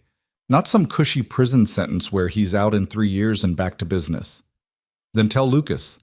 Tell him you won't accept a plea deal, that you'll testify no matter what." "Will that make a difference?" "You're the star witness. Without you, their case falls apart." "Yeah, it'll make a difference." Scarlett called Lucas that night. "I heard about the plea deal. We're considering it." "Don't. I want to testify. I want a trial." "Scarlett, a trial is... I know what a trial is. I know it's risky, but I didn't go through all of this to watch Victor walk away with a slap on the wrist." Her voice was steel. "I'm testifying. That's not negotiable." There was a long pause. Then, "Okay, I'll tell the team. We go to trial." Scarlett hung up and realized her hands were shaking. Not from fear this time, from determination. She'd started this at a cathedral, standing in a wedding dress, objecting to a marriage built on lies. She'd burned her old life to the ground, risked everything, lost almost as much. Now she was going to finish it. In a courtroom, under oath, telling the truth about Victor Romano until there was nothing left of his empire but ashes and indictments. And if she was lucky, she'd walk away from it all still standing, still herself, still free. That was all she'd ever really wanted. The courthouse was built like a fortress, all concrete and metal detectors and armed guards. Scarlett arrived through a back entrance at 7 in the morning, 2 hours before the trial started, flanked by federal agents who'd barely spoken to her during the drive from Kentucky. Lucas met her in a windowless room that smelled like old coffee and stress. He had 3 other prosecutors with him, all looking like they'd been up all night. "How are you feeling?" he asked. "Like I might throw up." "That's normal." He gestured to a chair. "We need to go over your testimony one more time. The defense is going to come at you hard." They spent 90 minutes drilling her on details, dates, conversations. Every time Scarlett hesitated or got something slightly wrong, one of the prosecutors would jump in with a correction. By the time they finished, her head was pounding. "You're going to do great," Lucas said, though his expression suggested he was trying to convince himself as much as her. Sophia appeared at 8:30, having driven through the night to be there. She wrapped Scarlett in a hug that lasted a full minute. "You look terrible," Sophia said. "Thanks. I brought you something." She pulled a small box from her bag. Inside was a silver necklace, simple and elegant. "For luck." Scarlett put it on, the metal cool against her skin. "I don't believe in luck." "Then for courage, or stubbornness, whatever gets you through this." At 9:15, they walked to the courtroom. The hallway was packed with reporters, cameras, people shouting questions that Scarlett ignored. The agents formed a barrier around her, pushing through the crowd. Inside, the courtroom was almost full. Scarlett recognized faces from Chicago, business associates, society figures, people who'd attended the wedding. In the front row sat Elena, wearing black like she was mourning. And at the defense table, surrounded by 4 lawyers in $1,000 suits, sat Victor Romano. He'd lost weight since the arrest. His suit still fit perfectly, his hair was still styled, but there was something different about him, something diminished. He looked up as Scarlett entered, their eyes meeting for the first time in 6 months. His expression didn't change. No anger, no regret, nothing. Just that same calculated emptiness she'd seen in the meatpacking plant. Scarlett took her seat behind the prosecution table, hands folded in her lap to hide the shaking. Lucas and his team were shuffling papers, whispering strategy. The defense lawyers looked confident, almost bored. The bailiff stood. "All rise for the Honorable Judge Patricia Chen." Judge Chen was in her 60s, with steel gray hair and a reputation for running a tight courtroom. She took her seat, surveyed the room with sharp eyes, and said, "Let's begin." Jury selection had taken 3 days. 12 people who claimed they'd never heard of Victor Romano, which Scarlett found hard to believe given the media coverage. But Lucas had assured her it was the best they could do. The prosecution's opening statement was delivered by the lead prosecutor, a woman named Amanda Torres, who had a track record of taking down organized crime figures. She laid out the case methodically. The shell companies, the money laundering, the bribes, the pattern of corruption spanning years. "Victor Romano built an empire," Torres said, pacing in front of the jury. "But he built it on fraud, on violence, on the backs of people he used and discarded. And when one brave woman stood up and said enough, he tried to silence her, tried to make her disappear." The defense attorney, a man named Richard Hastings, who probably charged more per hour than most people made in a week, stood for his opening with the kind of casual confidence that came from winning cases he shouldn't have. "The prosecution wants you to believe that Victor Romano is some kind of criminal mastermind," he said, his tone almost amused. "But what they're really presenting is the vengeful fantasy of a woman scorned. Miss Monroe was engaged to my client. She had access to his private files, his home, his trust. And when that relationship ended badly, as relationships sometimes do, she weaponized that access." Scarlett's jaw clenched. Lucas had warned her about this, but hearing it still stung. "The evidence you'll see has been cherry-picked, taken out of context, in some cases outright fabricated," Hastings continued, "because Miss Monroe wanted to destroy the man who rejected her. That's not justice. That's revenge." The first witness was a forensic accountant who spent 2 hours explaining the shell company structure. It was dry, technical testimony that had half the jury looking glazed, but it established the foundation: money moving through fake companies, disappearing offshore, reappearing as legitimate investments. The second witness was one of Victor's former associates, a man who'd taken a plea deal in exchange for testimony. He described meetings where Victor had explicitly discussed bribing city officials using Monroe's restaurant as a front for money laundering. The defense tore into him on cross-examination, pointing out his own criminal history, The deal he'd made to reduce his sentence, every reason the jury shouldn't trust him. By the end of day one, Scarlett's head was spinning. The trial felt like a chess game played in slow motion, each side maneuvering carefully, looking for openings. "That went well," Lucas said that evening, back in the secure room. "The jury's engaged, the judge is giving us room to work." "Hastings is good. He's very good, but we're better." Lucas pulled out his notes for the next day. "Tomorrow we have the alderman who took bribes, then the cop who looked the other way, then you." Scarlett's stomach dropped. "Tomorrow?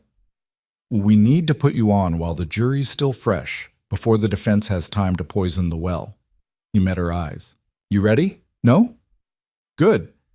That means you'll be careful, won't get overconfident." He stood. "Get some rest. Tomorrow's going to be brutal." Sleep was impossible. Scarlett lay in the hotel room the FBI had secured for her, staring at the ceiling, running through potential questions. Sophia was asleep in the other bed, but Scarlett didn't want to wake her. Around 2 a.m., her phone buzzed. A text from Elena. "He's scared, I can tell. You're winning." Scarlett didn't respond, but the words settled something in her chest. Victor was scared. Good. He should be.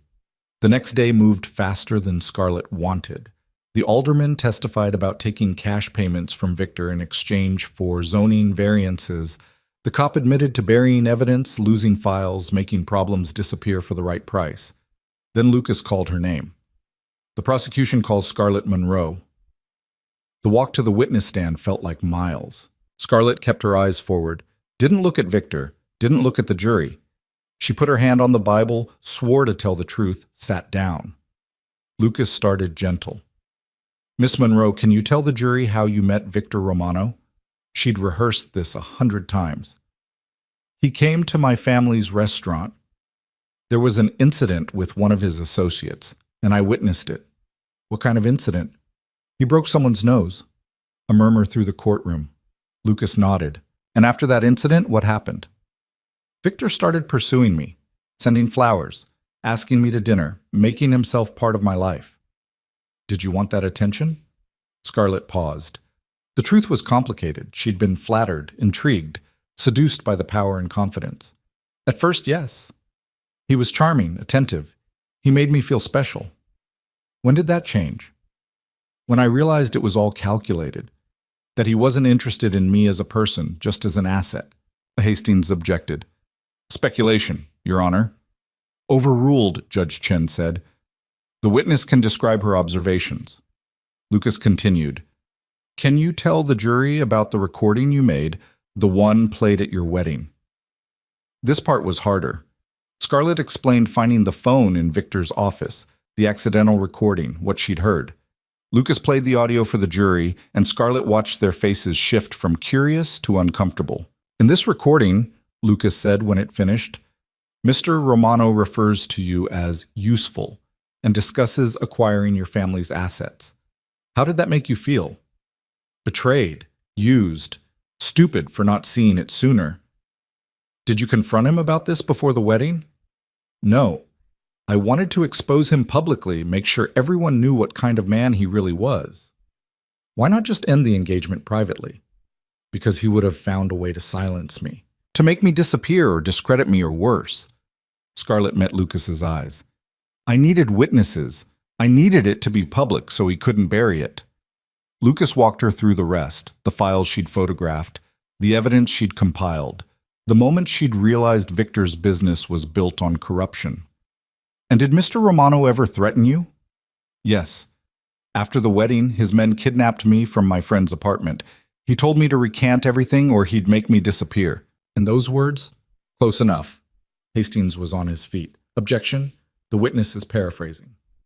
"Sustained. Miss Monroe, please testify only to what was actually said." Scarlett nodded. "He said if I didn't call the journalist and tell her I'd lied, he would stop being nice. When I asked what that meant, he said I wouldn't like the alternative."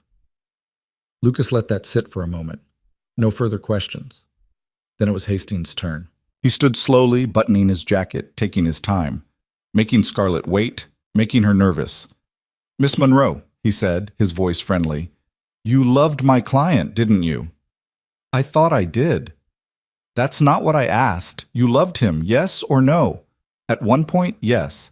And when did you stop loving him? When you heard that recording? When you found out about Vanessa? Scarlett's hands clenched. When I realized everything was a lie. Or when you realized he didn't love you back? Hastings smiled. Isn't that really what this is about? You're a woman scorned, angry that the relationship didn't work out, and you're using the legal system to get revenge. No. No? You don't think there's any connection between your failed relationship and your decision to destroy my client's reputation? I decided to tell the truth about who he is. If that destroyed his reputation, that's on him. The truth according to you. Based on recordings you made without consent, files you accessed without permission, interpretations of conversations you weren't part of. I was part of those conversations. Were you in the room when my client allegedly discussed bribes with city officials? No, but were you present when these supposed money laundering schemes were planned? I saw the financial records you stole from his private office. I photographed them. Without permission, without legal authority. You broke into his private space and took confidential documents. Hastings' voice hardened. That's theft, Miss Monroe. Lucas objected. The witness hasn't been charged with any crime, Your Honor. Sustained. Move on, Mr. Hastings. But Hastings had made his point. He shifted tactics. Let's talk about the wedding. You planned this grand gesture. The objection, the recording, the public humiliation. You wanted to hurt my client, didn't you? I wanted people to know the truth. That's very noble. But isn't it true that you could have just ended the engagement quietly? Walked away? Moved on with your life? He wouldn't have let me walk away. So you claim, but you never tried, did you? You went straight to public destruction. Scarlett felt her control slipping. Because I knew what he was capable of. I knew if I tried to leave quietly, he'd find a way to silence me. Well, again, speculation. You have no evidence that my client would have harmed you. He sent men to kidnap me. After you'd already stolen his files and destroyed his reputation, can you really blame him for wanting answers? Objection! Lucas was on his feet. Counsel is blaming the victim for the defendant's criminal actions. Sustained, Mr. Hastings, watch your phrasing. But again, the damage was done. Hastings had planted the seed, that Scarlett had provoked Victor, that she'd struck first. The cross-examination went on for another hour. Hastings picked apart every detail of her testimony, questioned her motives, suggested she'd misunderstood or exaggerated or outright lied about Victor's actions. By the time Judge Chen called for a recess, Scarlett felt wrung out, exhausted. She'd held her ground, hadn't broken down, but it had cost her. Lucas met her in the hallway. You did great. I didn't feel great. Hastings is trying to rattle you. That's his job. But you stayed calm. You stuck to the truth. He squeezed her shoulder. The jury saw that. Sophia was waiting in the secure room with coffee and a sandwich Scarlett couldn't eat. That lawyer's an asshole. He's doing his job. His job is defending a criminal. That makes him an asshole. Sophia handed her the coffee. How much longer? Redirect examination this afternoon. Then the defense puts on their case. Lucas checked his phone. Could be another week before closing arguments. Another week of this. Another week of reliving the worst parts of the past year, of watching Victor sit there like he was innocent, of being picked apart by lawyers. Scarlett didn't know if she had another week in her, but she didn't have a choice. The redirect examination was shorter, Lucas giving her a chance to clarify points Hastings had muddied. She explained again why she'd felt threatened, why she'd chosen to go public, why she believed Victor's operation was criminal. Then she was done. She stepped down from the witness stand and didn't look back. The defense's case started the next day. They called character witnesses, businessmen who swore Victor was honest, charitable, upstanding. They called a forensic accountant who disputed the prosecution's interpretation of the financial records. They called Vanessa, who claimed her relationship with Victor had ended before he met Scarlett. She was lying. Scarlett could see it in the way she avoided eye contact, the way she rushed through her answers. But the jury couldn't necessarily tell. The defense also called a psychologist who testified about relationship dissolution and how people sometimes became vindictive after breakups. It was a thinly veiled attack on Scarlett's credibility, suggesting she'd fabricated evidence out of spite. Lucas cross-examined him hard, got him to admit he'd never evaluated Scarlett, had no basis for diagnosing her mental state. But again, seeds had been planted. Then, on day 7 of the trial, Victor took the stand. Hastings walked him through his background. Son of immigrants, built a business from nothing, pillar of the community. Victor was polished, articulate, sympathetic. He admitted to some regulatory violations, framed them as mistakes rather than crimes. "And your relationship with Miss Monroe?" Hastings asked. "I cared about her deeply," Victor said, and he sounded sincere. "I wanted to build a life with her, but she became suspicious, paranoid, started accusing me of things I hadn't done. I tried to be patient, to help her, but eventually it became clear the relationship wasn't healthy. It was a masterful performance, Victor the victim, trying his best with an unstable partner." Then came Lucas's cross-examination. "Mr. Romano, you claim you cared deeply for Miss Monroe, but in the recording she played at the wedding, you refer to her as useful. Can you explain that?" "It was a private conversation taken out of context," Victor said smoothly. "I was discussing business arrangements with an associate. The phrasing was crude, I admit, but it didn't reflect my actual feelings. You also discussed acquiring her family's assets once the wedding's done. That sounds like a business transaction, not a loving relationship. The Monroe family's restaurant is a landmark I was helping them modernize, expand. That required legal transfers of ownership. It wasn't sinister, it was practical. Lucas produced documents showing the transfers would have left Scarlett's mother with nothing." "This is practical?" "Those documents are incomplete. There were additional provisions that you never disclosed to Miss Monroe or her mother. I was in the process of finalizing everything when Miss Monroe chose to end the relationship so dramatically. Back and forth. Lucas attacking, Victor deflecting.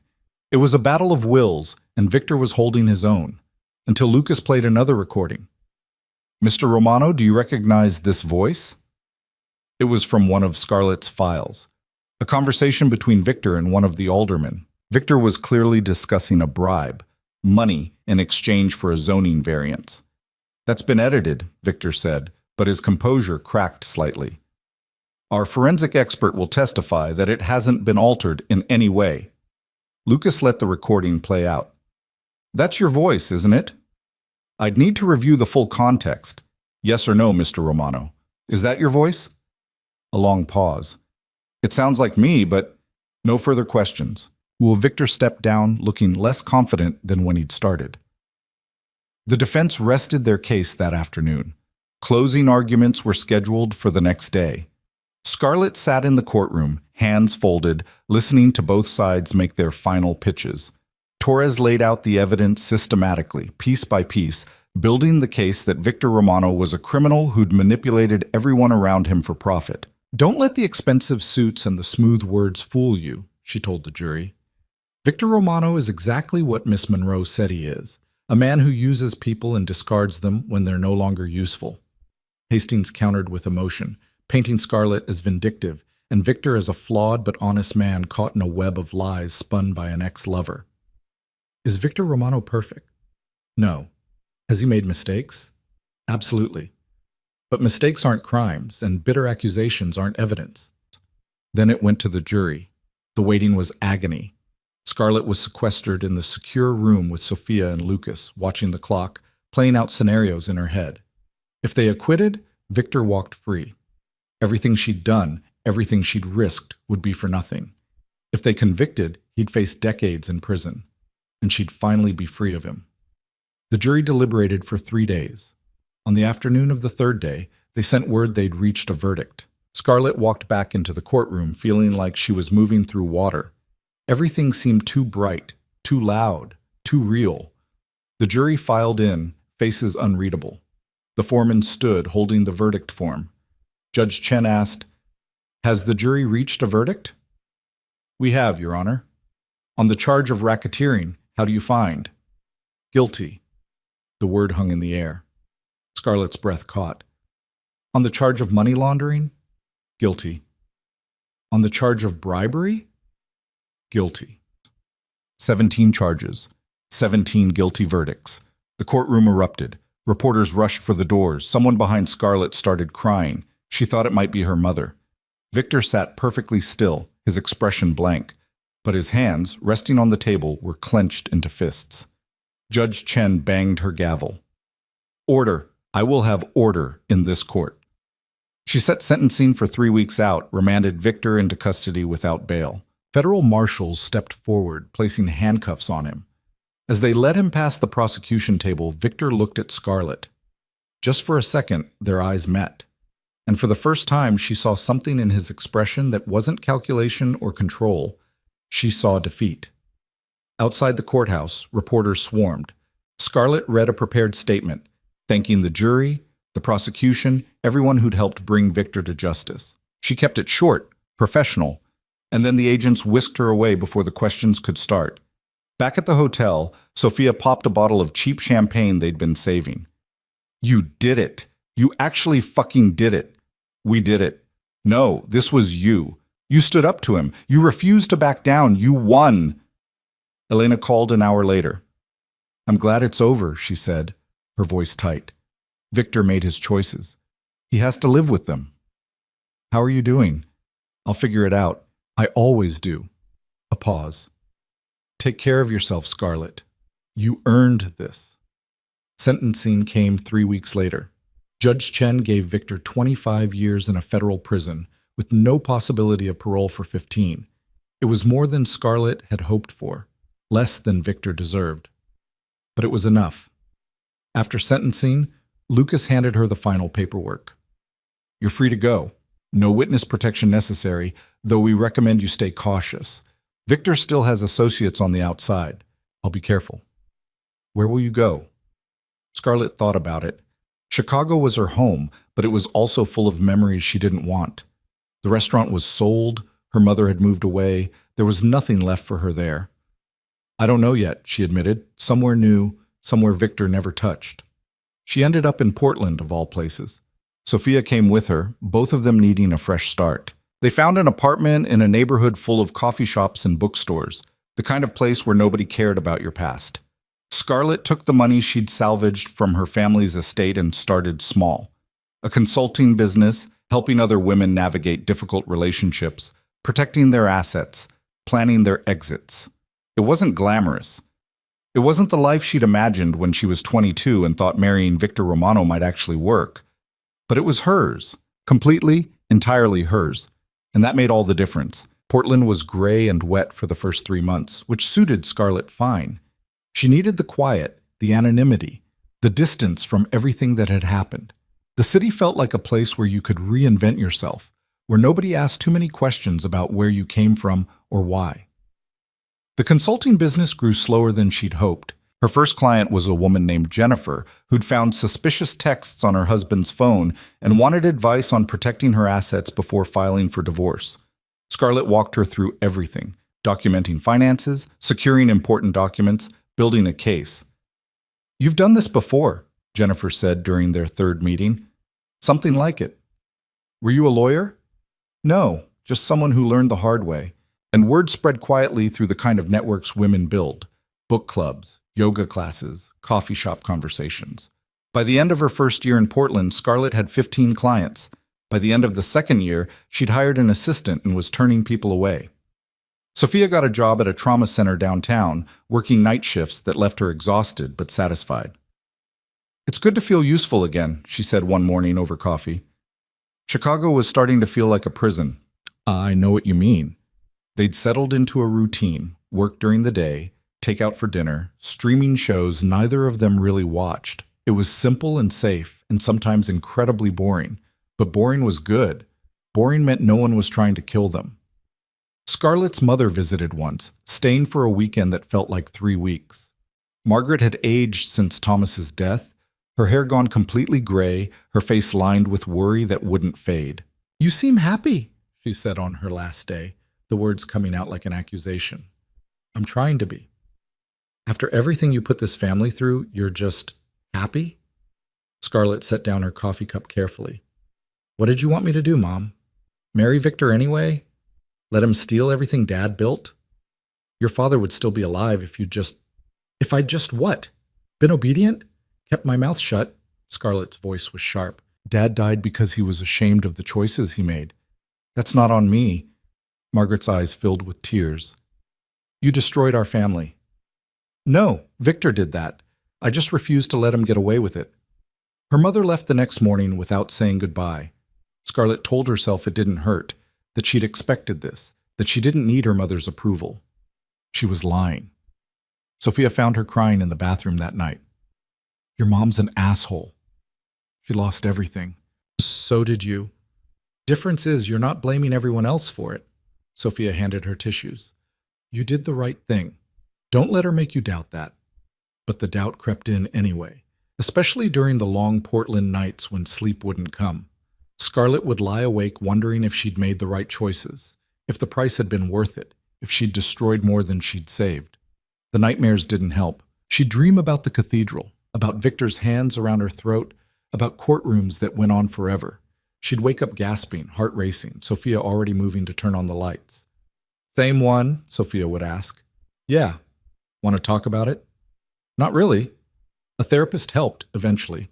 Dr. Sarah Chen was in her 50s, calm and patient, and didn't push Scarlett to talk about things she wasn't ready to face. Trauma doesn't have a timeline, she said during their 6th session. You went through something most people can't imagine. Give yourself permission to heal at your own pace. It's been 2 years? And? Some people need 5 years, some need 10. There's no right way to do this. Scarlett started going twice a week. She talked about her father, about the guilt she carried for his death, about Victor, about the weird, twisted thing that had been their relationship, about standing in that cathedral and feeling powerful for the first time in her life.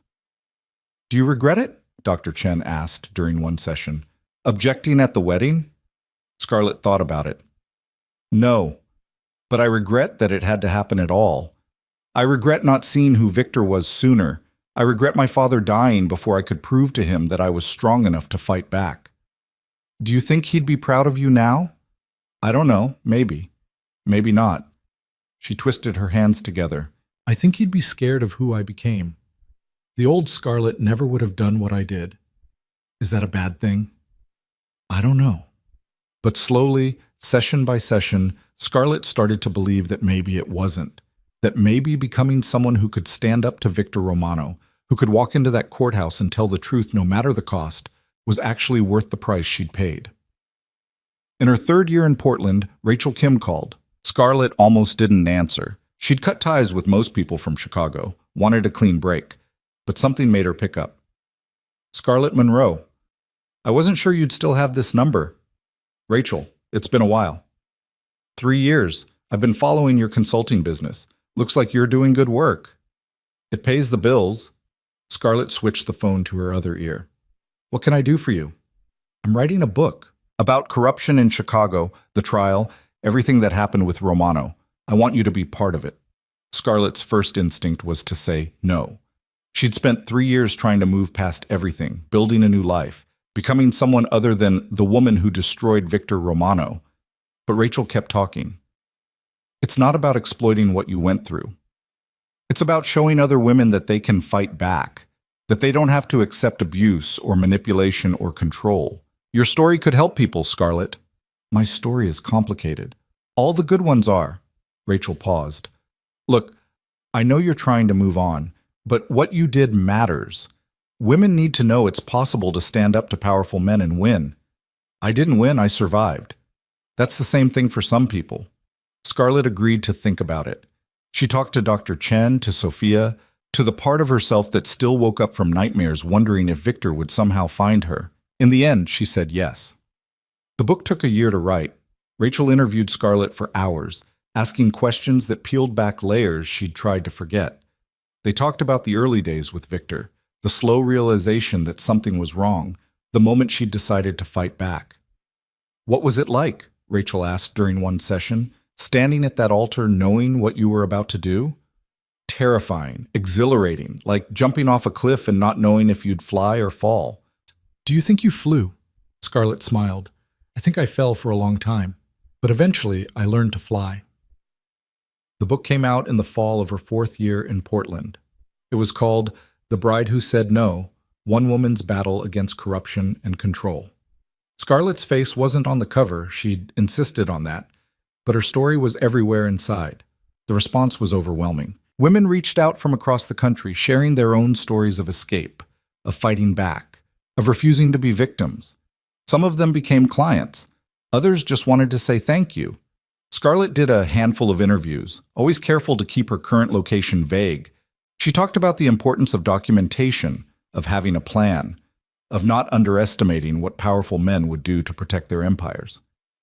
"Do you still think about Victor Romano?" one interviewer asked. "Sometimes, but not the way I used to. He's not this looming presence anymore. He's just a man in prison who made terrible choices." "Have you forgiven him?"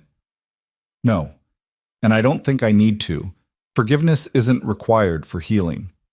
The book led to speaking engagements. Scarlett found herself standing in front of rooms full of women, telling her story, offering advice, answering questions about how to protect yourself when leaving a dangerous relationship. It was exhausting and healing in equal measure. Then, 4 years and 7 months after Victor's sentencing, Elena called. "He wants to see you." Scarlett was in her office, reviewing a client file. She set it down carefully. "What?" "Victor, he put in a request for you to be added to his visitor list. I told him it was a stupid idea, but he's insisting." "Why would he want to see me?" "I don't know. He won't tell me." Elena sounded tired. "You don't have to go. I can tell him you're not interested." Scarlett thought about it. She'd built a whole new life on the foundation of walking away from Victor Romano, of refusing to let him have any more power over her. Going to see him in prison felt like giving him exactly what he wanted: her attention, her time, proof that he could still affect her. But she was also curious. And maybe, she thought, seeing him behind bars would give her closure, would prove to herself that he really was just a man, not the monster from her nightmares. "Where is he?" "Federal prison in California, medium security." Elena paused. "Scarlett, you really don't have to do this." "I know, but I think I want to." She told Sophia that night over dinner. "I'm going to see Victor." Sophia almost dropped her fork. "Are you insane?" "Probably." "Scar, this is the man who tried to have you killed, who manipulated you, used you, treated you like property. Why would you give him the satisfaction of visiting him?" "Because I need to see for myself that he can't hurt me anymore." Scarlett pushed food around her plate. 4 years I've been running from the memory of him. Maybe it's time I stopped running. Or maybe it's time you let sleeping psychopaths lie. That's not how the saying goes. It should be. Despite Sophia's objections, Scarlett booked a flight to California. She didn't tell anyone else where she was going, didn't announce it, or make it public. This was private, personal, something she needed to do for herself.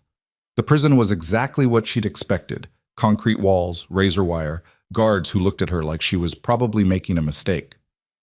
She went through security, surrendered her belongings, and was led to a visiting room that smelled like disinfectant and desperation. Victor was already there, sitting at a table on the other side of a plexiglass barrier.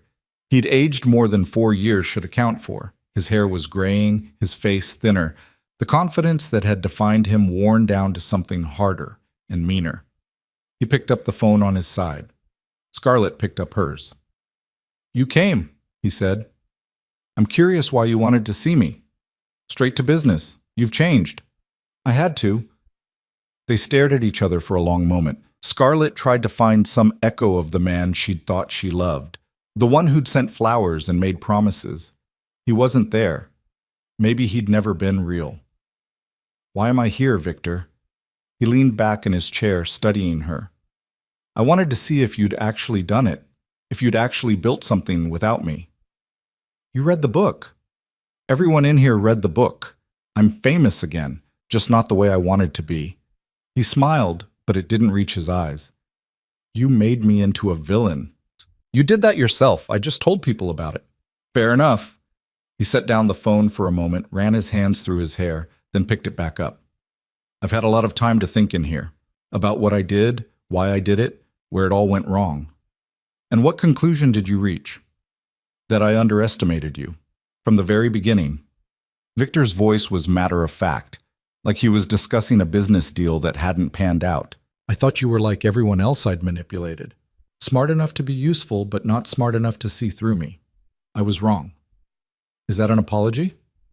Would you accept one if I offered it?" "No." "Then there's no point." He leaned forward. "But I do want you to know something. When I said I cared about you, I wasn't entirely lying. In my own fucked up way, I did. That doesn't make what you did any better. I know, but it's true anyway. He paused. You destroyed everything I built, Scarlett. Everything. My business, my reputation, my freedom. If our positions were reversed, I'd have killed you for that. I know. But you just moved on, built something new, helped other people do the same thing. He shook his head. That takes a kind of strength I never had.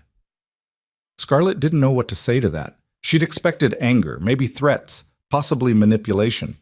Not this strange, almost respect. Why did you really ask me to come here? She asked. Victor was quiet for a long moment. Because I wanted to tell you that you won. Completely, thoroughly. You beat me, and I need you to know that I know it. I didn't do it to beat you. I did it to survive. Same thing in the end. The guard called time. 5 minutes left. There's something else, Victor said quickly. Information you should have, about some of my old associates who might still have issues with you. Scarlett tensed. What kind of issues? The kind where they blame you for their own legal problems. Most of them are too smart to try anything, but there's one guy, Jimmy Russo, who's not particularly bright and holds grudges. Victor pulled out a piece of paper, held it up to the glass. Names and details, written in tight script. This is everything I know about his current operation, who he's working with, where he operates, what he's planning. Why are you giving me this? Because I'm a lot of things, but I'm not a hypocrite. I used you, you destroyed me for it. We're even. But I don't want you getting hurt by idiots who can't accept that the game is over. He set down the paper. Consider it my way of closing accounts. The guard collected the paper, said he'd make sure it was processed properly for Scarlett to receive. She stood, still holding the phone. Goodbye, Victor. Goodbye, Scarlett.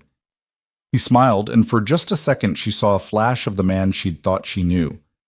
For what it's worth, I hope Portland works out for you. She hung up the phone and walked out without looking back.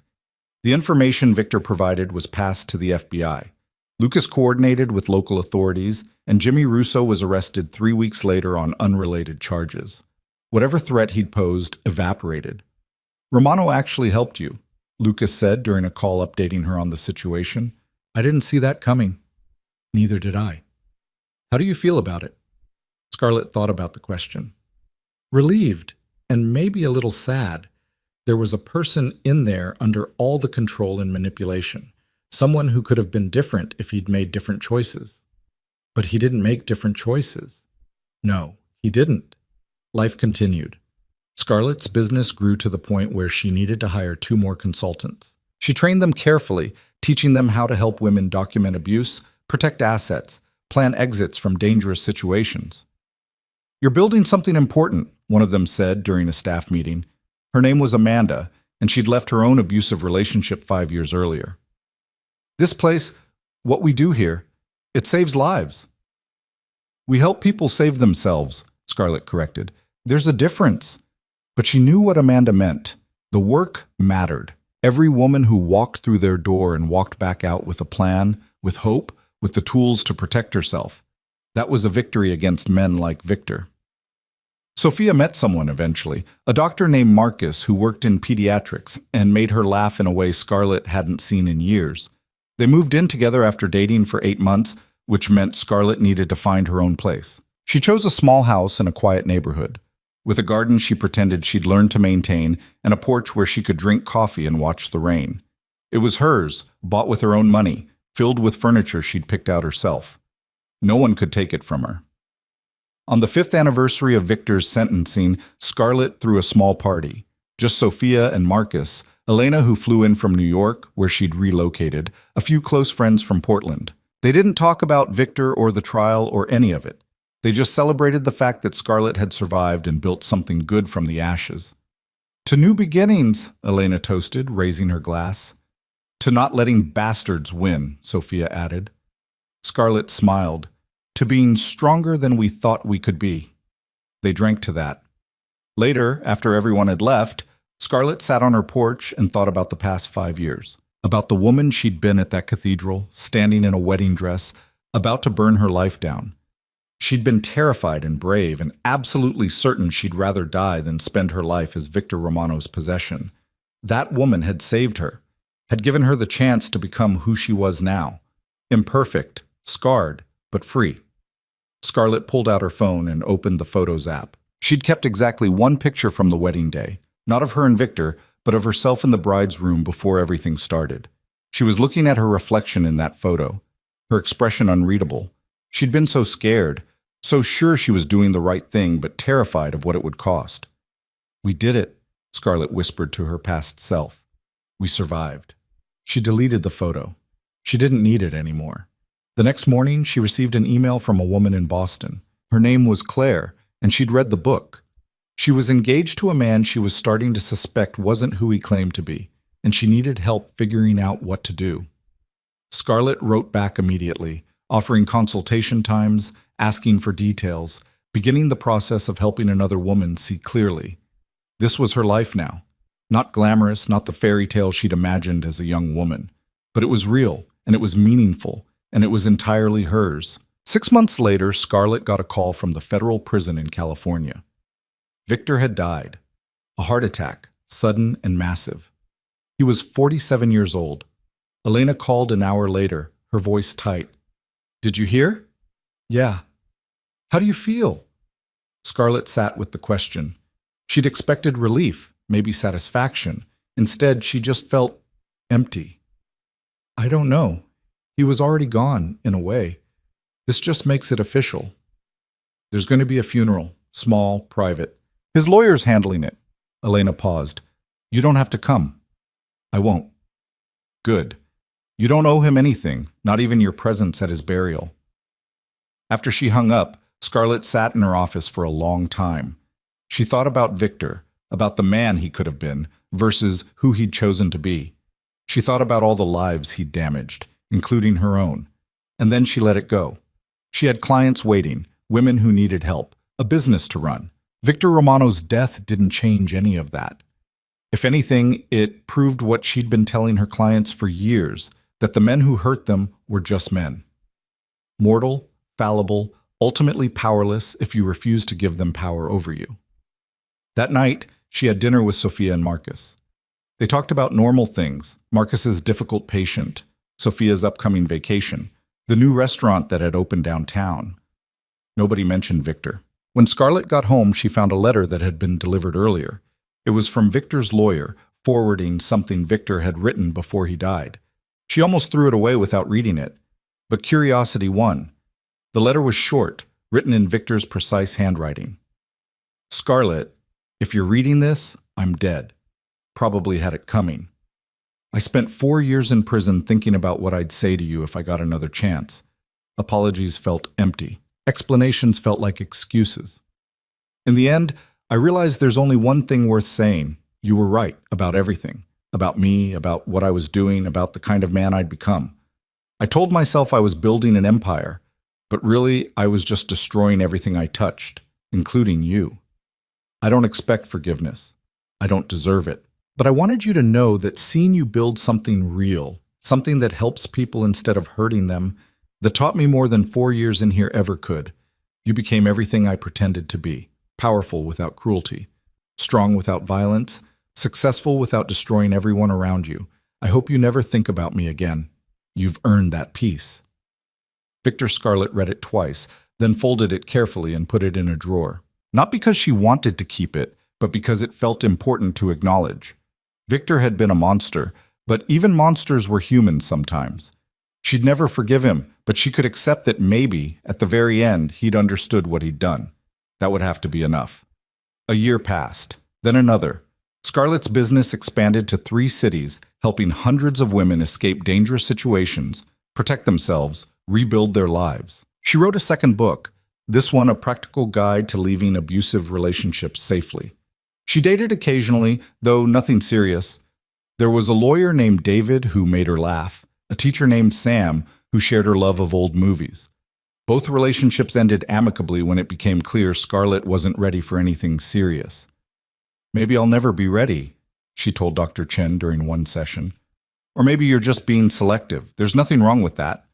Everyone keeps telling me I need to move on, Find someone new. Prove that Victor didn't ruin me for relationships. Do you feel ruined? No, I feel careful. Is that the same thing? Not even close. On the 7th anniversary of the wedding that never happened, Scarlett threw a party at her office. All her clients, current and former, were invited.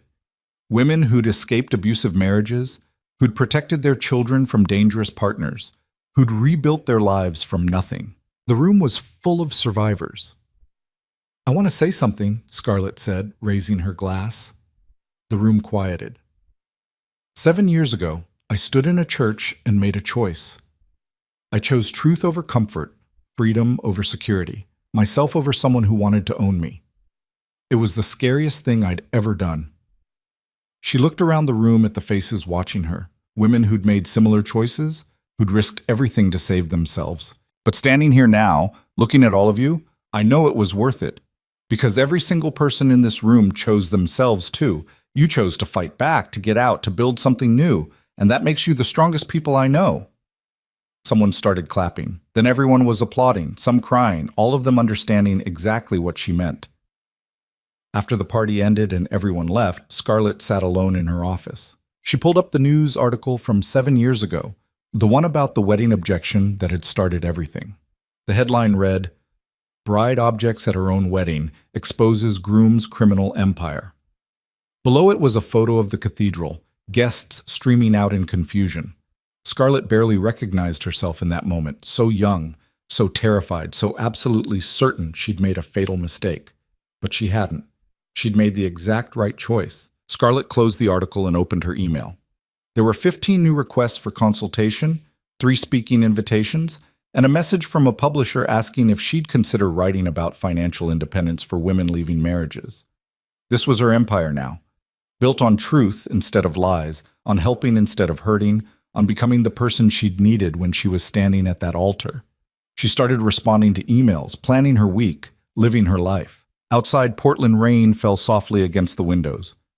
Inside, Scarlett Monroe, survivor, fighter, woman who'd refused to be anyone's possession, got back to work.